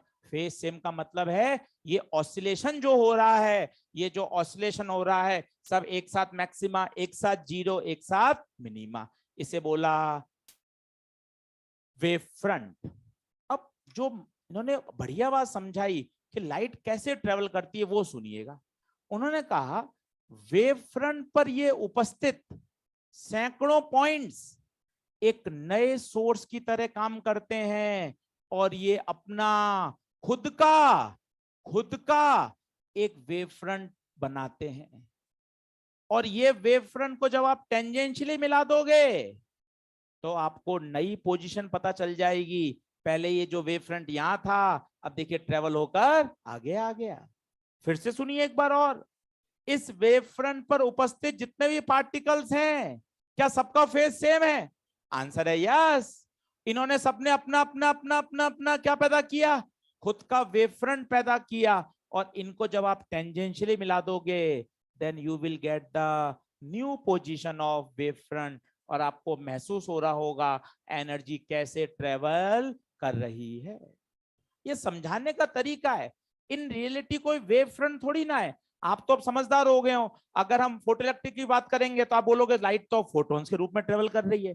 इंटरफेरेंस की बात करोगे तो वहां हम क्या बोलेंगे? वेव नेचर है, ईएम वेव इलेक्ट्रोमैग्नेटिक वेव के रूप में क्या कर रही है? ट्रेवल कर रही है। तो ये तो पैटर्न है समझाने का। उन्होंने कैसे समझाया उस समय दुनिया को कि लाइट ट्रेवल कैसे करती है? In the form of wave front. किसी भी समय उस पे जो पॉइंट्स हैं वो अपना खुद का एक नया वेव फ्रंट पैदा करते हैं। इसे बोलते हैं सोर्स ऑफ सेकेंडरी वेवलेट्स। और ये अपना खुद का क्या पैदा कर रहे हैं? Wave front. इन सबको आप टेंजेंशियली मिला दोगे तो आपको पता चलेगा लाइट कैसे आगे से आगे ट्रेवल कर रही है। अब आपको चाहिए इंटेंसिटी। अच्छा नेचर बताइए वेव फ्रंट कैसा है? शेप बताइए, शेप स्फेरिकल। ये अब सवाल बनने चालू हो गए पेपर के। पॉइंट सोर्स का वेव फ्रंट स्फेरिकल होता है। इसकी इंटेंसिटी चाहिए, सोच के बताइए। Intensity power upon area. Let radius है इसकी आर। तो बताइए जो एनर्जी है वो पाई आर स्क्वायर में डिस्ट्रीब्यूट हो रही है या 4 पाई आर स्क्वायर में हो रही है? 4 पाई आर स्क्वायर में। तो इंटेंसिटी आ गई बच्चों P upon 4 pi r square. तो इंटेंसिटी आर स्क्वायर के इनवर्स। फोटो इलेक्ट्रिक इफेक्ट में सर ने सवाल भी कराए हैं, देखना आप। पॉइंट सोर्स की जो इंटेंसिटी होती है वो आर स्क्वायर के इनवर्स।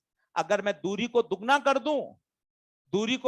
दूं तो इंटेंसिटी 4 टाइम्स कम हो जाती है। वहां 2 इफेक्ट सिखाए थे सर ने, एक इंटेंसिटी इफेक्ट और एक फ्रीक्वेंसी इफेक्ट। पढ़िएगा। फ्रीक्वेंसी को बढ़ाने से चेंज करने से तो स्टॉपिंग पोटेंशियल बदलता है, जबकि इंटेंसिटी को चेंज करने से फोटो इलेक्ट्रिक करंट बदलती है। तो इंटेंसिटी इफेक्ट ये था। अब बताइए अगर मुझे एम्पलीट्यूड चाहिए, मैं कल्पित सर के पास चलता हूं। Intensity is proportional to amplitude का स्क्वायर। तो एम्पलीट्यूड चाहिए, स्क्वायर रूट ले लीजिए, इसका स्क्वायर रूट लीजिए, बताइए क्या आएगा? बताइए 1/r। तो ये 3 बातें आपको पेपर के लिए याद होनी चाहिए। पहली बात, पॉइंट सोर्स का wave front spherical. 4 point source variation of intensity, 4 point source variation of amplitude. अब खटाखट आगे जोड़ दीजिए, अब समय नहीं लगेगा। सोचिए अगर लाइन सोर्स है तो, सोचिए अगर लाइन सोर्स है तो वेव फ्रंट कैसा, सिलेंड्रिकल। जल्दी से इसकी इंटेंसिटी बोलने की कोशिश करिए। लंबाई है एल और दूरी है ये रेडियस आर, तो इंटेंसिटी होती है बच्चों power upon area. 10th class से सिलेंडर का कर्व्ड पार्ट का एरिया 2 पाई आर एच, 2 पाई आर एच, और एच नहीं एल। यहां इंटेंसिटी आर के इनवर्स, कौन सा सोर्स, लाइन सोर्स। लिखना चालू करो। अब थोड़े थोड़े फॉर्मूले आने लग गए, चीजें अभी क्लियर हो रही हैं। बेस तैयार कर रहे हैं ताकि हम कल वाईडीएससी को बढ़िया अटैक कर सकें। तो हाइगन ने वेव प्रोपोगेशन बहुत बढ़िया समझाया उस समय। हाँ, आज ये बात दूसरे तरीके से हम बोलते हैं कि सर फोटोन से मिलकर बनी है, फोटॉन्स, अगर हम फोटोइलेक्ट्रिक इफेक्ट पढ़ रहे हैं, अगर हम इंटरफेरेंस डिफ्रैक्शन पढ़ रहे हैं तो वहां ईएम वेव बोल देंगे। पर उस समय के लिए ये था वेव फ्रंट के रूप में एक्सप्लेनेशन।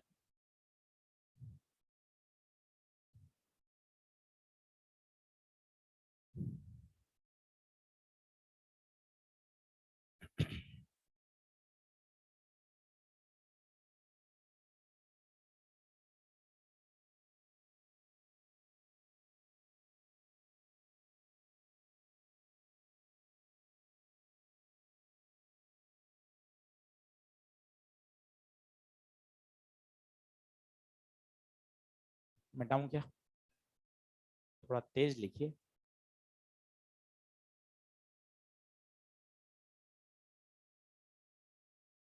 जितनी बात कॉपी में आ रही है उन सब पे सवाल है, सब पे न्यूमेरिकल है। तो एक एक बात को ध्यान से समझ के फिर लिखना, फिर आगे बढ़ना।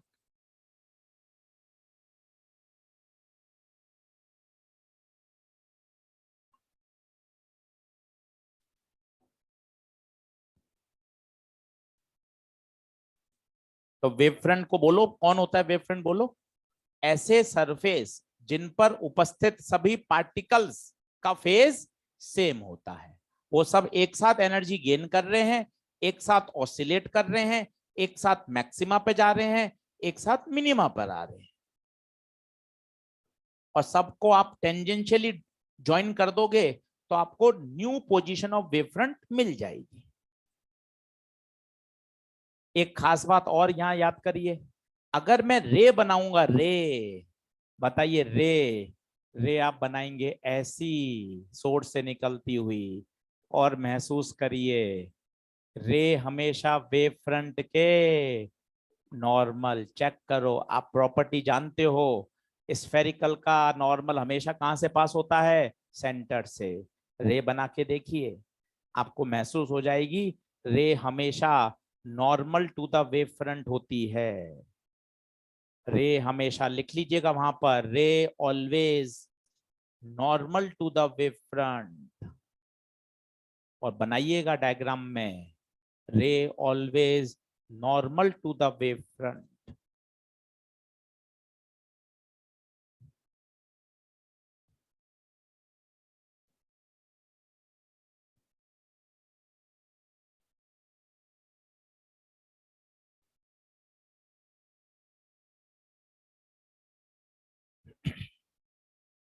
बोलो, बढ़े आगे।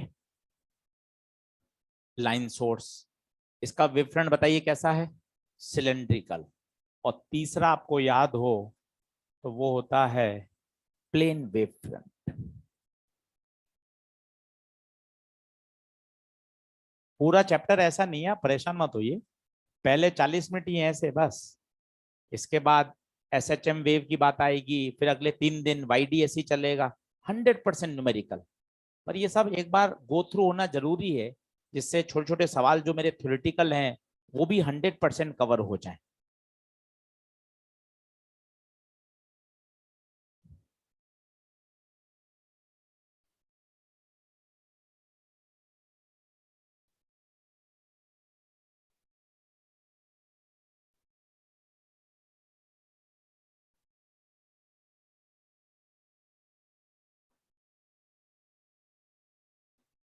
इसको मिटा दूं, इस वाले डायग्राम को। इसमें आपने रे बनानी, रे, रे बहुत जरूरी है, 90 डिग्री हाईलाइट करिएगा। और वो मैंने लाइन लिखा है वो जरूर लिखिएगा, क्वेश्चन आएंगे अभी उस पर। Ray always normal to the wave front, highlight कर लेना उसको स्टार लगा के, प्रश्न आएगा उस पर अभी।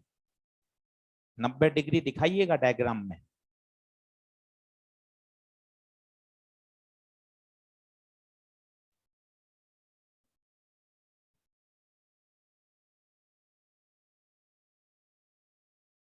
चलो अब आते हैं प्लेन वेव फ्रंट क्या होता है। Light coming from distance source, बहुत दूर से आ रही है, मान लो सन से लाइट आ रही है, स्टार से आ रही है, तो हम सभी बोलते हैं अच्छा स्टार से आ रही है, पैरेलल आ रही होगी, ये लाइट आ रही है साहब पैरेलल, रे बना दिया आपने।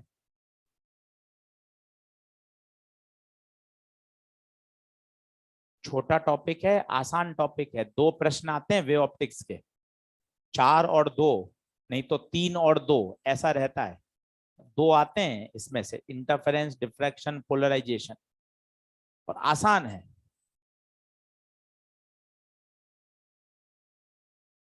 कल छुट्टी है, काम करिएगा, ज्यादा पढ़ाई का, 12-13 घंटे का आउटपुट निकालिए, तब मजा है कि सर मंगलवार को छुट्टी है, बुधवार को आए तो हर बच्चे पर एक बढ़िया सेटिस्फैक्ट्री जवाब हो, नहीं सर मैं 12-13 घंटे पढ़कर आया हूँ, उसमें से 3 घंटे 3.5 घंटे रखिए NCERT bio, specially NCERT bio, बस और कुछ नहीं।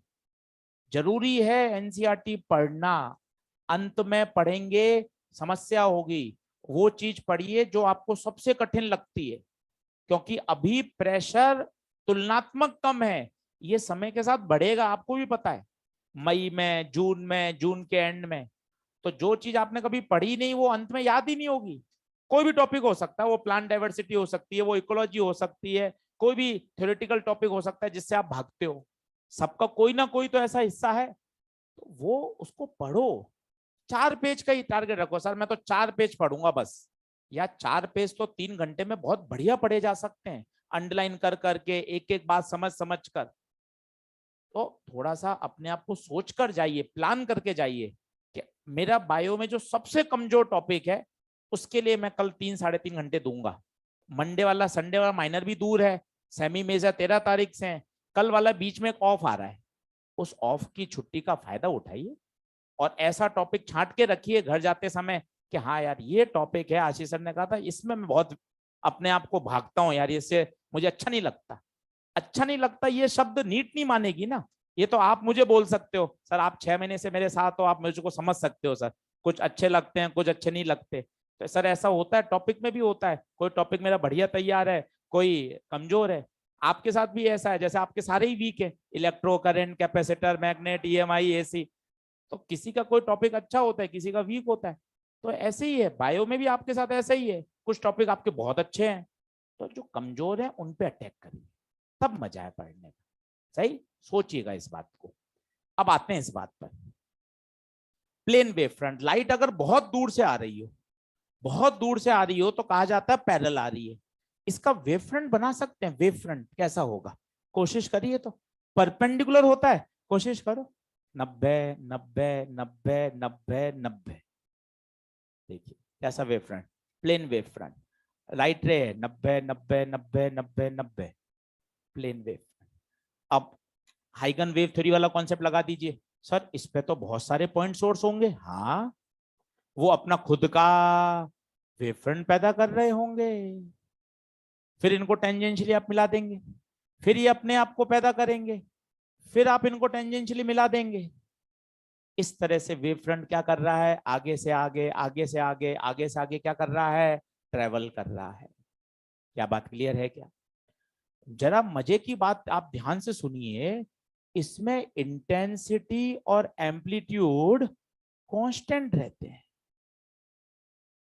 इसमें तो वेरी कर रहे थे, क्या क्यों वेरी करते हैं, मैं आपको एक आइडिया दे सकता हूं रफ, ये सोर्स है, पहले आप यहां थे, कुछ समय बाद आप यहां आ गए, कुछ समय बाद एनर्जी यहां आ गई, महसूस करिए क्वालिटेटिवली, क्या आपका एरिया बढ़ता जा रहा है क्या जिसमें एनर्जी डिस्ट्रीब्यूट हो रही है, इसमें महसूस करिए आपका एरिया कहां बढ़ रहा है, टी समय दिया आपने, 10-10 सेकंड दिए, टाइम बराबर दिया, 10 सेकंड में इतना चला, अगले 10 सेकंड में क्या इसका एरिया वही रहेगा या चेंज हो जाएगा? आप कोशिश करके देखिए, एरिया में कोई परिवर्तन नहीं आ रहा, जबकि आप यहां से यहां आ गए तो लाइट जिस स्फीयर में बट रही थी उसका एरिया बढ़ता जा रहा है। इसलिए कहा जाता है प्लेन वेव फ्रंट में एम्पलीट्यूड और इंटेंसिटी कांस्टेंट रहेगी।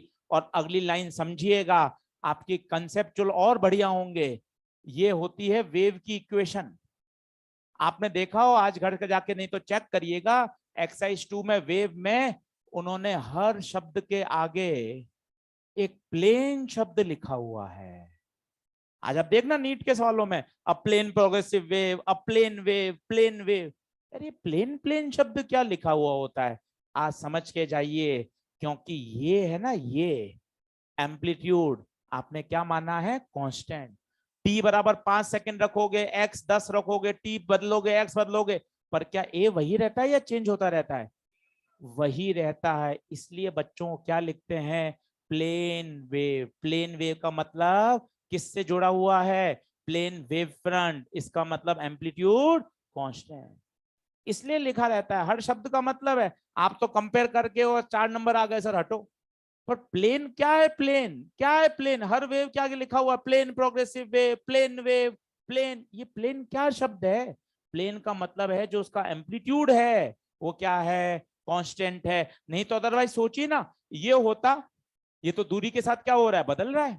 वो भी दूरी के साथ बदल रहा है, जबकि आप तो कहते थे 10वीं से पढ़ रहे हो, अरे ये 10 है तो ये हमेशा 10 रहेगा। ये तो 10 क्यों रहेगा?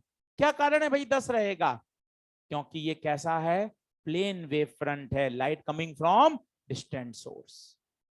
अब दूसरी बात मन में और आती है साहब, सर आप कह रहे हो डिस्टेंट सोर्स, मान लो स्टार से आ रही है, सन से लाइट आ रही है, पर सर स्टार से जब लाइट ओरिजिनेट होके आ रही होगी तो वेव फ्रंट कैसा रहा होगा? सोच के बताइए।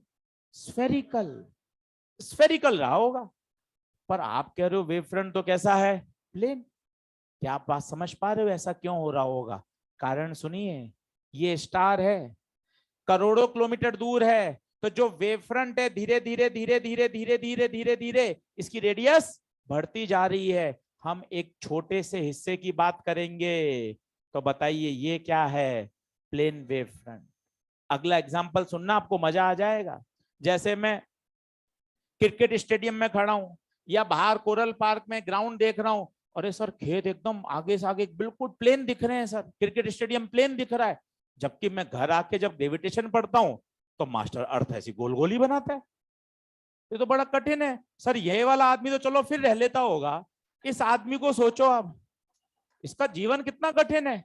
अगर सुबह उठकर पैर इधर फिसल जाए तो ये तो सर नीचे साउथ पोल पे रुकेगा जाकर।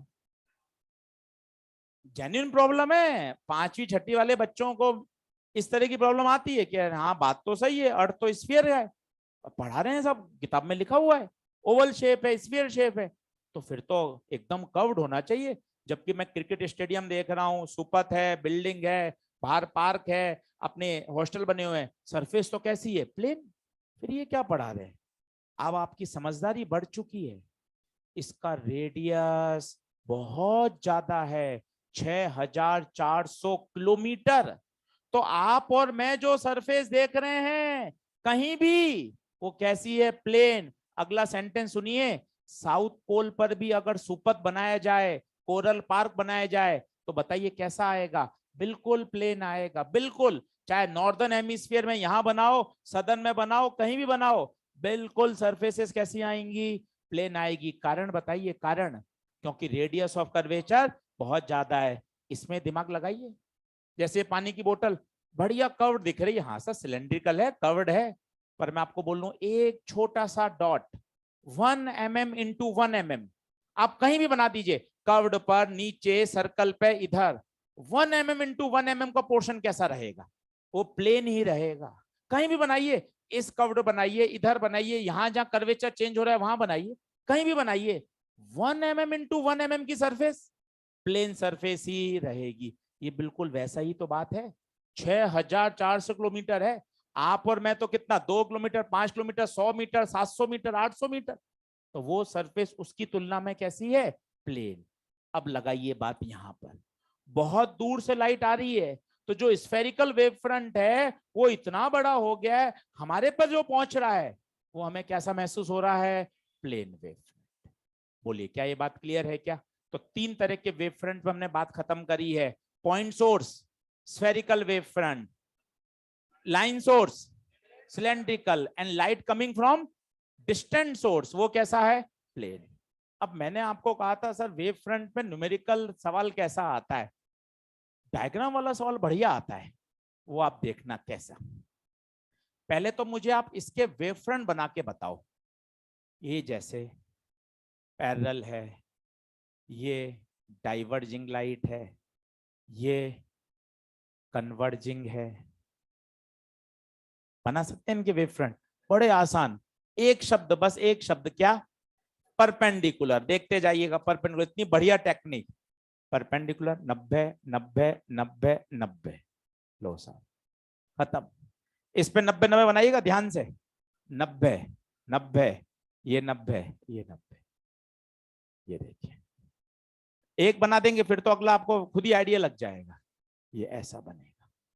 इसमें सोचिएगा, इसमें 90 बनाना है, 90, एक लाइन बनाइएगा बस 90 की, इस तरह से कोशिश करिए बनाने की। वेव फ्रंट हमेशा लाइट रे के परपेंडिकुलर होता है। अब कुछ इंटरेस्टिंग बातें सिखाता हूं आपको कि इससे कितनी बातें समझ में आती हैं, क्यों हाइगन की वेव थ्योरी को इतना सेटिस्फैक्टरी के साथ इन्होंने लाइट वेव को समझाया, कितने क्वेश्चंस का जवाब मिल गया। हाँ, लॉन्गिट्यूडनल बात इनकी गलत थी, हाँ ईथर का कोई एग्जिस्टेंस नहीं था, पर इंटरफेरेंस, डिफ्रैक्शन, वेव फ्रंट से इन्होंने काफी बातों को एक्सप्लेन कर दिया, वो इंपॉर्टेंट है।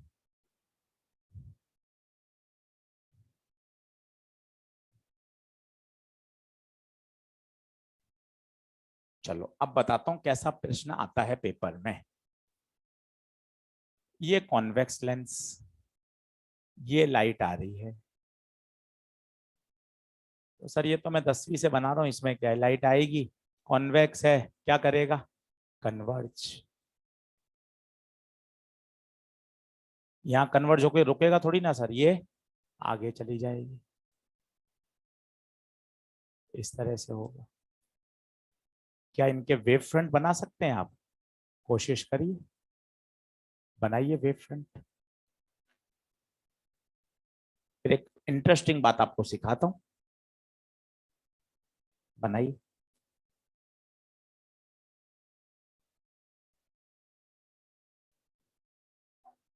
ऑनलाइन वाले बच्चों से बात कर लेता हूँ एक बार। भैया वो बीच में कुछ फोटोज दिखाई थी पढ़ाई से संबंधित,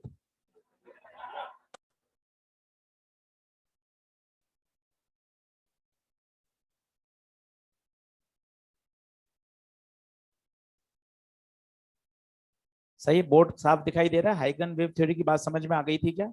एक बार चैट बॉक्स में बता दें। ठीक है, अब क्या क्वेश्चन है, ये एक लेंस का डायग्राम बनाया गया 10th क्लास वाला, मुझे ना इसमें वेव फ्रंट डिजाइन करना है, तो कोशिश करिए वेव फ्रंट बनाने की। शब्द तो याद रखिएगा, वेव फ्रंट हमेशा परपेंडिकुलर होता है लाइट के। एक बार ईथर समझा दो, अरे ईथर तो बकवास है, उसको क्या समझा दे, ईथर तो एक हाइपोथेटिकल था भाई, तो अपने मन से कार्बोक्सिलिक एसिड रख ले उसका नाम। ईथर होता है ना, ऑर्गेनिक में होता है ना ईथर, हाँ एल्डिहाइड कीटोन रख ले भाई। वो तो केवल एक अवधारणा थी, उन्होंने कहा था जिस प्रकार साउंड को चलने के लिए मीडियम चाहिए, लाइट को भी चलने के लिए एक मीडियम चाहिए, और वो पूरे यूनिवर्स में है ईथर। जबकि माइकलसन मोल्डे ने इस बात को बता दिया था कि ईथर नाम की कोई चीज एग्जिस्ट नहीं करती। पूछा तो ईथर पूछा भाई, वेरी गुड। चलो अब देखना, इसमें बड़ी इंटरेस्टिंग बात है, आपने वेव फ्रंट तो बना लिया होगा, अब आप देखना wave front perpendicular perpendicular perpendicular perpendicular, पक्का एक बना लिया आपने, ये वेव फ्रंट। इसमें बताइए अच्छे से बनाइएगा, परपेंडिकुलर होना चाहिए, कोई भी पॉइंट खींचो आप परपेंडिकुलर फील कर लीजिएगा, ये ऐसा। ये बताइए परपेंडिकुलर,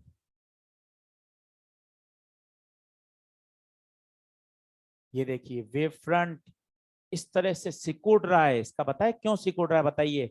क्योंकि लाइट कन्वर्ज हो रही है और फिर डाइवर्ज हो रही है। अब एक अगला पॉइंट देखना, बड़ा जबरदस्त पॉइंट है, अगर आपने बात कभी समझी हो इस तरीके से। आप देखना बच्चों, और कोशिश करना 2-3 बार बात समझ में आ जाए। ये वेव फ्रंट है, इस पे सारे पार्टिकल क्या एक ही फेज में है? ये वेव फ्रंट किस पर इंसिडेंट हुआ? लेंस पर। और लेंस से रिफ्रैक्ट होने के बाद ये ऐसा हो गया। ये जो मैं नीले रंग से बना रहा हूं, क्या बना रहा हूं? पार्टिकल्स। आप जरा सोचो, ये पार्टिकल आगे निकल गया, सब यहां साथ में थे, सबको टाइम भी बराबर ही दिया है, पर ये आगे निकल गए और ये कहां रह गया? पीछे। ये कहां निकल गए? आगे। ऐसा महसूस है जैसे मेरी शर्ट है, यहां से ये वाले पार्टिकल देखिए आप ऐसे, ये वाले पार्टिकल की तुलना में ये पार्टिकल कहां रह गया? ये पीछे रह गया। देखिए एक तो ऐसा है बिल्कुल प्लेन, सारे पार्टिकल मेरे साथ ही हैं। ये देखिए ऐसा हो गया वेव फ्रंट का नेचर। तो ये वाला पार्टिकल ऊपर वाले की तुलना में, मानते हैं क्या? ऐसा क्यों हो गया? मजेदार बात है, सुनिएगा। ये पार्टिकल सबसे ज्यादा कांच के अंदर रहा, और कांच के अंदर रहने के कारण इसकी स्पीड होती है कम। सबसे कम, सबसे कम, सबसे कम स्पीड, सबसे कम स्पीड तो नहीं बोलेंगे, स्पीड तो सबकी कम हुई, पर इसकी डिस्टेंस ज्यादा है। और स्पीड कम है, डिस्टेंस ज्यादा है, तो ऊपर वालों की तुलना में कहां रह गया? पीछे रह गया। महसूस करिए, ट्रैफिक है और भीड़ भी ज्यादा है, ट्रैफिक है, भीड़ भी है और स्पीड भी कम है, तो कहां डेस्टिनेशन पे जल्दी पहुंचोगे या लेट पहुंचोगे? लेट पहुंचोगे ना। स्पीड कम हो गई ट्रैफिक के कारण, उसको यहां कंपेयर करिए, कांच में जाने के कारण स्पीड क्या हो गई? कम हो गई। और डिस्टेंस ज्यादा ट्रेवल करनी है, इसका मतलब आप पार्टिकल अपने कॉरेस्पॉन्ड पार्टिकल से कहां रह गए? पीछे। जबकि यहां सब साथ थे। और उल्टा बनाइएगा आपको मजा आ जाएगा, इसमें कोशिश करिए, जो मैं बात बोल रहा हूं यहां पर आपको और महसूस होगी। बनाइए, ये पैरेलल लाइट आई, आप देखना, ये पैरेलल लाइट आई, अब क्या करेगा? ये डाइवर्ज करेगा। कोशिश करके बनाओ इसका वेव फ्रंट कैसे बनाओगे। और जो बात मैंने बोली वो यहां फिर आप इसको क्रॉस मैच करना कि हाँ सर मुझे बात फिर समझ में आ रही है। कोशिश करो इसका वेव फ्रंट बनाने की, वेव फ्रंट बनाने की कोशिश करो। हमेशा हमेशा क्या होता है? परपेंडिकुलर।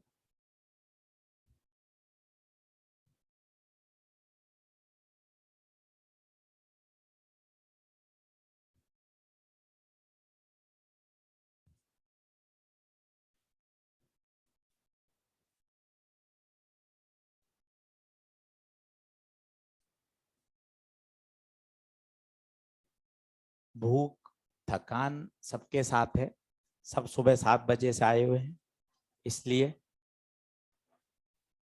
इसलिए मतलब समझा नहीं, मैं भी तो आया हूँ, पहली क्लास थी ना 7 बजे।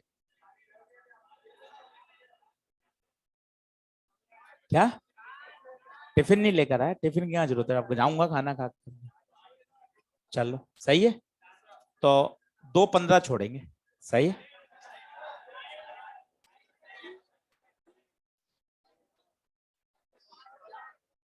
कल छुट्टी है ही पूरी, घर पे आराम से ही पढ़ना है, सही।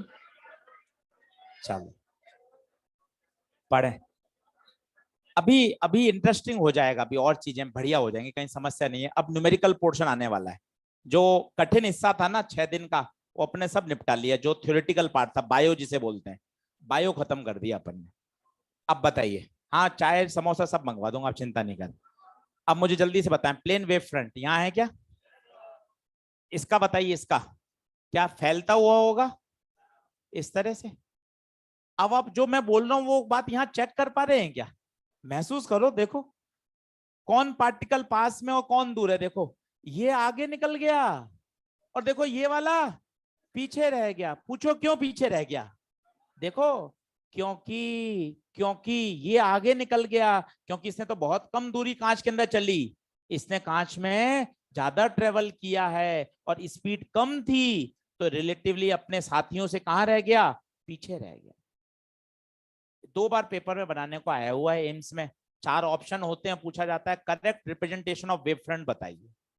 क्या वेव फ्रंट वाली बात आप समझ सकते हैं? और कितना बढ़िया जुगाड़ है, हर जगह 90-90 डिग्री पर क्या खींच लो, एक लाइन खींच लो, सबको मिला दो, कभी गलत नहीं होगा। बढ़े आगे, चलिए अब मैं आपको 20-25 मिनट एसएचएम वेव की बात समझा देता हूँ। हेडिंग डालिए एसएचएम वेव ओवरव्यू। जो मुझे चाहिए, जिससे मैं अपना वाईडीएसई बढ़िया समझा सकता हूँ, वो बातें मैं एसएचएम वेव की आपको रिवाइज करा रहा हूँ। क्योंकि ये बोलने मजा नहीं है, ये तो पढ़ रखा है, ये तो आप पढ़ ही लेना, जरूरत ही नहीं ना, सारी बात सीख लो ताकि अपने मोमेंटम में रुकावट ना आए, अपन सारी बातें वैसे ही समझ पाए। अब सुनना, तो इक्वेशन लिख रहा हूं और कोशिश करना कि सर मैं इसमें अंतर बता पाऊं, और थोड़ा पढ़ाई की तरफ आइए। गप्पे इधर उधर की बातें बहुत अच्छी हैं, पढ़ाई की तरफ आइए और डेडिकेशन बढ़ाइए। ये 2 इक्वेशन है बच्चों, लिख लीजिए पहले।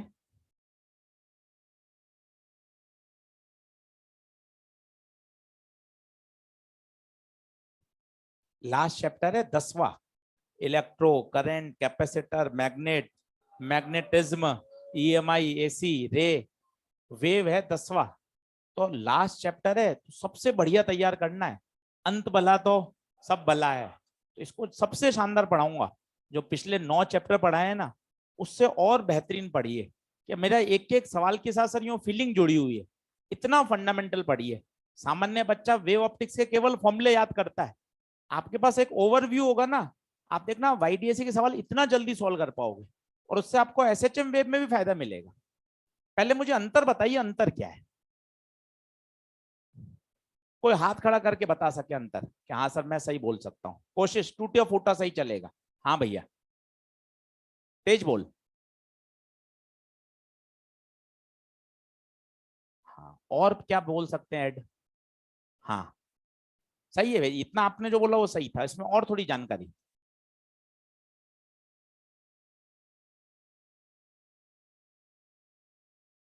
सही है, चलो ठीक है, ये तो एडिशनल इंफॉर्मेशन आप बता रहे हो। हाँ, चलो बहुत बढ़िया। अब मैं इन सबकी बातों को आपको कमेंट करके बताता हूँ। जो मुझे शब्द चाहिए आप शायद सुन चुके हो वो, ये तो है किसी पार्टिकल की एसएचएम की equation, only for one particle जो ऐसे एसएचएम कर रहा है, y0 y+a y-a, ऐसे एसएचएम कर रहा है। बोलो मानते हो क्या? ये पता है क्या है, शब्द सुनिएगा, ये लाखों पार्टिकल की इक्वेशन है, लाखों। एक वेव, ट्रांसवर्स वेव की बात करता हूं जो ट्रेवल कर रही है, इसमें बहुत सारे पार्टिकल्स क्या कर रहे हैं? एसएचएम। अब मान लो मुझे राम की बात करनी है, हाँ सर राम कहाँ है? सर x बराबर 5 मीटर पर है। क्या कर दोगे पता है? x की जगह 5 रख दोगे, इस पार्टिकल की क्या आ जाएगी? एसएचएम की इक्वेशन। अब आपको जो टाइम चाहिए, t बराबर 3, t बराबर 3 पे उसका एसएचएम, t बराबर 5 पर। अब मुझे अनिल की बात करनी है, अरे सर अनिल कहां पर है? x बराबर 12 मीटर पर है, x बराबर 12 रख दो, कहां पहुंच गए? अनिल पर। अब अनिल क्या कर रहा है? लगातार एसएचएम कर रहा है। किसी भी क्षण पर आप उसका क्या निकाल सकते हो? y coordinate. दोनों में अंतर है, फिर समझिए, गहराई से समझिए, तभी मजा है सब्जेक्ट का। ये तो एक पार्टिकल की है, एक पार्टिकल एसएचएम कर रहा है, टी बराबर 1 पे इधर है, टी बराबर 2 पे इधर है, फिर पीक पे चला गया, फिर ओरिजिन पे आ गया, फिर माइनस पे चला गया। ये किसी पार्टिकल की है। ये किसकी है? पार्टिकल की नहीं, उस पूरे वेव में जितने अनंत पार्टिकल एसएचएम कर रहे हैं, सबकी एक साथ। आप बोलो जिसकी बात करें। सर अपन तो बात करो सर x बराबर 18 मीटर पर, लो साहब x बराबर 18 पर, 18 पे ले लिया। जैसे x 18 रख दोगे, उसकी एसएचएम की इक्वेशन आ जाएगी। उसकी एसएचएम की इक्वेशन आ जाएगी। फिर उसको भी आप बता सकते हो इसके t बराबर 0 पे क्या हाल है, x 18 रख दो, t 0 रख दो, आपको उसका क्या मिल जाएगा, y कोऑर्डिनेट। मतलब इस इक्वेशन से पूरे सभी पार्टिकल का पोस्टमार्टम कर सकते हो कि कौन सा पार्टिकल किस समय कहां पर है। x बराबर 12 मीटर पर t बराबर 2 सेकंड पे क्या हो रहा है, x 12 रखो, t 2 रखो, y कोऑर्डिनेट आ जाएगा, वो पार्टिकल उस समय कहां पर प्रेजेंट है। बोलिए हाँ है क्या, मैं क्या समझाना है मैं उसकी तरफ आपको ले चलता हूं। अब मुझे बताना है एक सुपर पोजिशन। अब सुपर पोजिशन क्या होता है, जैसे मेरे पास दो इक्वेशन है, x बराबर a sine omega t minus pi by 3, दूसरी है साहब x बराबर minus a cos omega t plus plus pi by 6। अब मुझे इनका सुपर पोजिशन करना है साहब। अगर आप इसको टिक्नोमेट्री से करने बैठ गए तो आपकी जान निकल जाएगी, एक पूरा पेज भर जाएगा।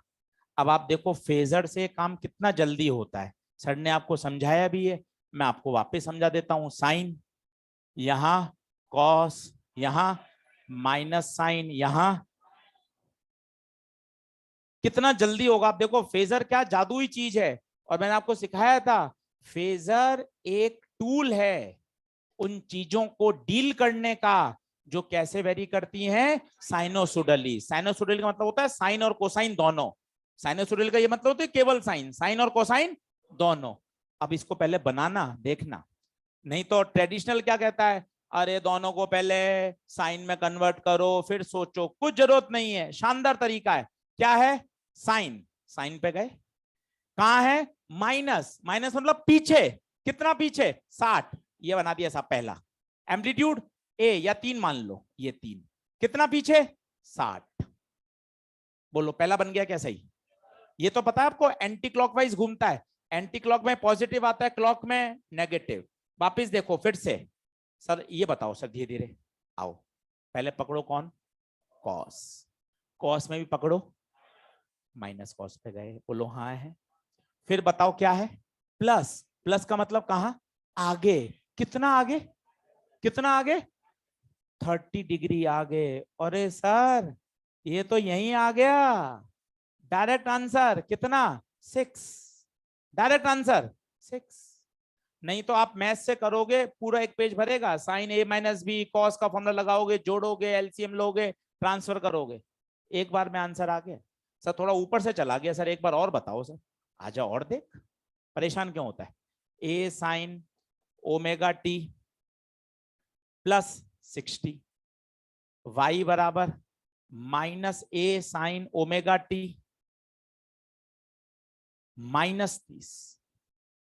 अब ये बनाना है साहब, कोशिश करते हैं क्या होगा, आइए कोशिश करें। यहां कौन साइन, यहां माइनस साइन, यहां कॉस, यहां माइनस कॉस। तसल्ली से देखिएगा, इसके बिना काम चलेगा नहीं, इसलिए मेहनत कर रहा हूं। पढ़ाना वाईडीएसई है, पर ये पुरानी सारी चीजें खोद खोद के पढ़ा रहा हूं ताकि मेरा वाईडीएसई परफेक्ट चलेगा कल एकदम स्मूथ।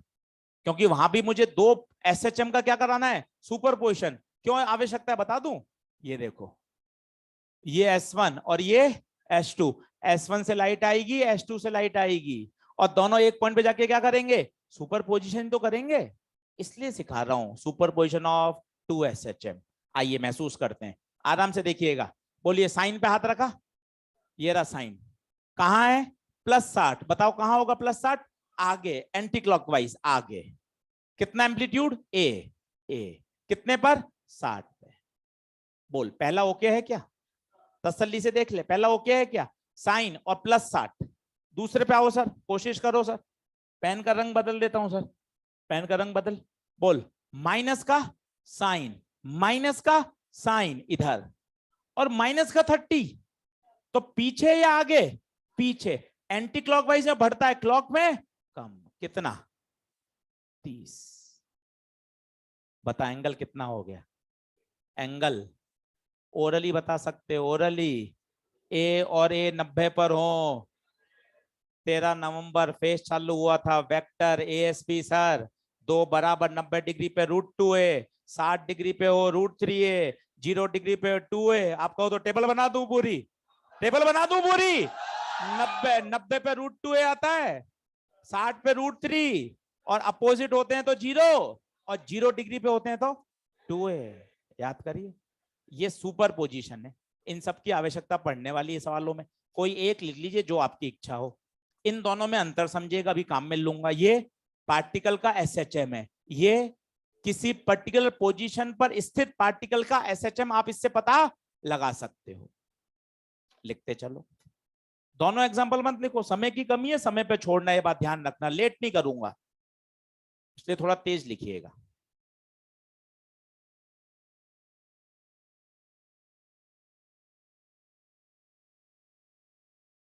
ये एक्स्ट्रा SHM वेव की बात है, इसलिए समय ले रहा हूं।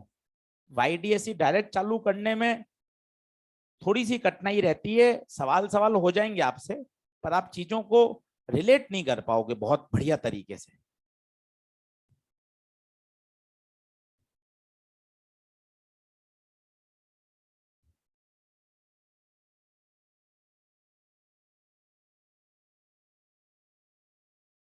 सर LT का टाइम बढ़ा दो, बंद हो जाएगा। अरे नहीं बंद होगा भाई, बढ़वा दिया था टाइम, बोल दिया था 2:15 तक का। ठीक है, परेशान मत हो। नहीं नहीं बंद होगा, चिंता नहीं करें।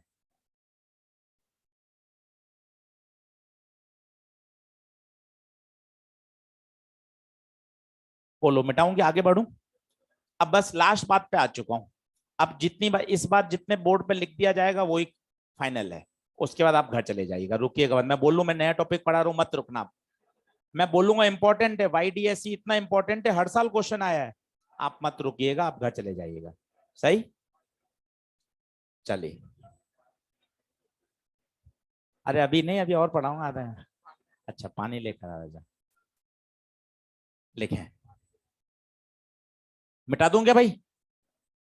ये वाला साइन प्लस साइन पढ़ा हुआ तो है ना, ये बता दिया होगा सर ने। ये sine cos, minus sine minus cos, anti clockwise चलना है हमेशा।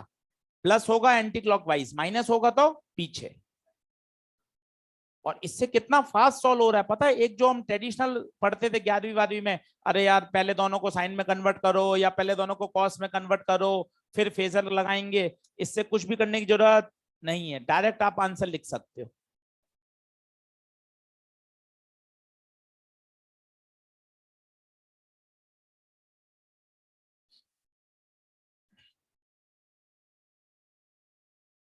अब ऑलमोस्ट हम YDSE के अब कॉन्सेप्ट पर आ रहे हैं, जो अब काम में लेने वाले हैं।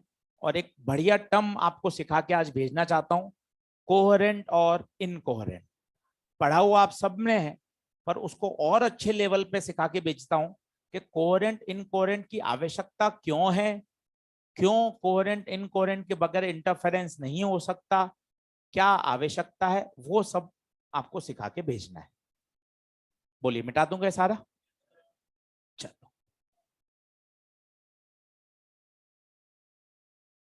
अब आप देखना, जो जो अब शब्द बोलूंगा ना, अब आप सारी बातों को क्या रिलेट कर पाओगे, इसलिए सारी बातें सुनी। अब सब पेन पेंसिल छोड़िए, अब एक बार बढ़िया देखिए। ये मेरे पास एक कोई लाइट सोर्स S1, ठीक है। ये लगातार एनर्जी क्या कर रहा है, रेडिएट। ये एनर्जी पहुंच रही है P पर, P है X1 दूरी पर। अब कठिन शब्द सुनिए, तब आप जुड़ पाओगे। पता है, ये सन से या S1 सोर्स से जो एनर्जी निकली, वो पार्टिकल P को अपने अकॉर्डिंग ऑसिलेट करवाएगी। वाक्य कठिन है, फिर पकड़िएगा। रस्सी, रस्सी को आपने सीधा पकड़ रखा था, ये कोई पार्टिकल रस्सी पर अभी यही है। अब मैं पता क्या कर रहा हूं, यहां से एनर्जी ट्रांसमिट कर रहा हूं। अब बताइए, क्या उस पार्टिकल का ऑसिलेशन होगा या नहीं होगा?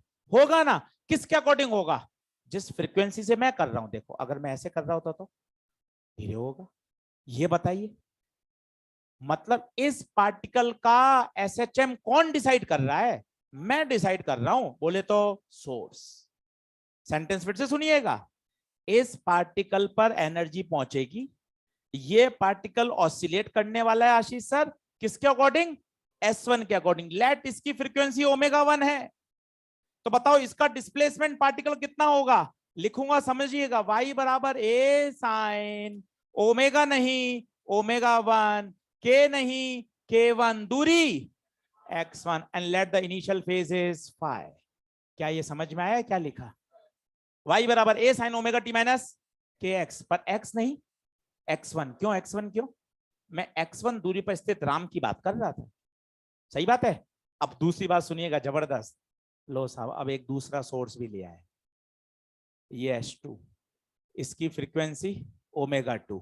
ये भी अपनी एनर्जी को कहां भेजना चाहता है? P पर। अब बताइए, क्या ये भी P को अपने अकॉर्डिंग SHM करवाएगा? कोशिश तो करेगा, क्योंकि ये भी तो एनर्जी भेज रहा है। इसके हिसाब से क्या होगा इसका डिस्प्लेसमेंट?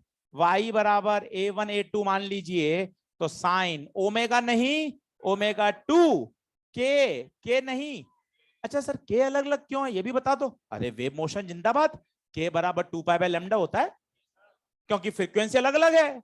जब फ्रीक्वेंसी अलग अलग है तो लैम्डा भी अलग अलग होगा। ठीक है सर, x नहीं x2, क्योंकि देख दूरी x2 है, दूरी x2 है, k2 x2 plus let initial phase is 5। अब बताइए P किसको कहना मानेगा, S1 का या S2 का? Now the word comes superposition. भाई आप पढ़ तो रहे हो प्रिंसिपल ऑफ सुपरपोजिशन, क्वेश्चन भी कर रहे हो, पर है क्या? यहां P पर दो तरफ से एनर्जी आ रही है। S1 कह रहा है भैया मेरे अकॉर्डिंग SHM कर, मैं वाइब्रेशन डिसाइड करूंगा तेरा। S2 क्या कह रहा है? मैं वाइब्रेशन डिसाइड करूंगा तेरा। अब ये किसकी कमांड को फॉलो करेगा? ये ना S1 की ना S2 की। क्या करेगा? प्रिंसिपल ऑफ सुपरपोजिशन फॉलो करेगा। क्या इस बात को आप समझ पा रहे हैं हो क्या रहा है? कहानी समझिए और यहां से सोचिए। हम धीरे धीरे यहां बढ़ रहे हैं, यहां से रिलेट करिए। ये S1 ये S2, S1 से वेव निकलेगी, ये अपनी एनर्जी को P पे पहुंचाएगा, ये S2 से अपनी एनर्जी को P पे पहुंचाएगा। तो P किसको कहना मानेगा? P मानेगा principle of superposition, superposition of 2 SHM। इसलिए वो मैंने आपको डायग्राम समझाया था कि 2 SHM का सुपरपोजिशन कैसे करते हैं। कहानी को उस तरफ ले जाना चाहता हूं मैं, खींच खींच कर, बातों को समझाकर। अब आप देखना, ये इसका क्या है? ये इसका है फेज, मानते हैं? ये क्या है? ये इसका फेज है। अब मैं चाहता हूं, लास्ट कॉल है, सब कुछ इसमें आ जाएगा। अब मैं चाहता हूं फेज डिफरेंस, बताओ क्या करूं? घटा दूं? घटा दो। Phase omega 2t minus k2x2 plus phi 2 minus omega 1t minus k1x1 plus phi 1। इसको इसमें से घटाओगे, ओमेगा 2 माइनस ओमेगा 1, ये करोगे तो माइनस माइनस प्लस, तो k1 प्लस वाली टर्म पहले लिख देता हूं, और ये phi 2 और ये माइनस प्लस माइनस। क्या ये फेज डिफरेंस आ गया? क्या याद करने की कोई जरूरत नहीं है, सिर्फ समझते जाइए। छोटे छोटे प्रश्नों का जवाब दीजिए, मजा आता जाएगा। क्या ये फेज डिफरेंस टाइम के साथ बदल रहा है या कांस्टेंट है? कैसे पता चला? अरे सर क्या बात कर दी, टाइम डिपेंडेंट टर्म है। 5 सेकंड पे अलग होगा, 10 पे अलग होगा, 12 पे अलग होगा, 13 पे अलग होगा। फेज डिफरेंस टाइम के साथ। मुझे चाहिए बच्चों फेज डिफरेंस कांस्टेंट। पहला प्रश्न ये उठ गया, सर क्यों भाई, क्यों चाहिए कांस्टेंट? कारण सुनिए। इंटेंसिटी का फॉर्मूला होता है I1 plus I2 plus 2 root I1 root I2 cos phi. Amplitude का फॉर्मूला होता है under root of A1 square plus A2 square plus 2A1 A2 cos phi. ध्यान से देखो बच्चों, इंटेंसिटी या एम्पलीट्यूड किस पे डिपेंड कर रहा है? फेज डिफरेंस पर। किसी पर्दे पर अगर कहीं ब्लैक स्पॉट बन रहा है, जिसे आप बोलोगे कल जाके ब्लैक फ्रिंज, परसों, तो ब्लैक फ्रिंज का मतलब क्या है? वहां पर मिनीमा आ रहा है, और वो मिनीमा हमेशा मिनीमा रहे। अगर फेज डिफरेंस बदलता हो गया तो सोचो क्या होगा? फाई लगातार बदलता रहेगा, कभी मैक्सिमा, कभी मिनिमा, कभी ब्राइट, कभी डार्क। आप उस इंटरफेरेंस की स्टडी नहीं कर पाओगे। आप चाहते हो इंटरफेरेंस सस्टेनेबल हो। सस्टेनेबल का क्या मतलब? जहां काला स्पॉट बन रहा है हमेशा वहां काला स्पॉट बने, ताकि आप उसका अध्ययन कर सको। और इंटेंसिटी को वहां कांस्टेंट रखने के लिए मैक्सिमा है तो मैक्सिमा, मिनिमा है तो मिनिमा, बीच की है तो बीच की, पर वो कैसी रहनी चाहिए? कांस्टेंट। इसका मतलब फाई बदले या ना बदले? ना बदले। ठीक है सर, कर दो। ओमेगा 1 बराबर ओमेगा 2 कर देते हैं, हटाओ बीमारी, दोनों को ओमेगा क्या कर दें? सेम। बताइए क्या होगा? ये टर्म जीरो हो जाएगी, क्या बचेगा बताइए? के कॉम, अच्छा ओमेगा सेम होती के भी सेम हो जाएगा क्या? सोचो क्यों? फ्रीक्वेंसी सेम है तो लैम्डा भी सेम हो जाएगा, तो के कॉमन आ जाएगा, क्या बचा? x1 minus x2। सर आपकी चाहत पूरी हो गई। Phase difference seems to be constant, ये भी कांस्टेंट है, ये भी कांस्टेंट है। नहीं भाइयों, ये कांस्टेंट नहीं है। क्यों सर, इसने क्या बिगाड़ा है? ये तो इनिशियल फेज है, किसी का 30 है तो 30 ही रहेगा, किसी का 45 है तो 45 है, तो इनिशियल फेज है। यही पंगा है। हम बात कर रहे हैं लाइट की, और जो लाइट हमें मिलती है ना बच्चों, वो मिलती है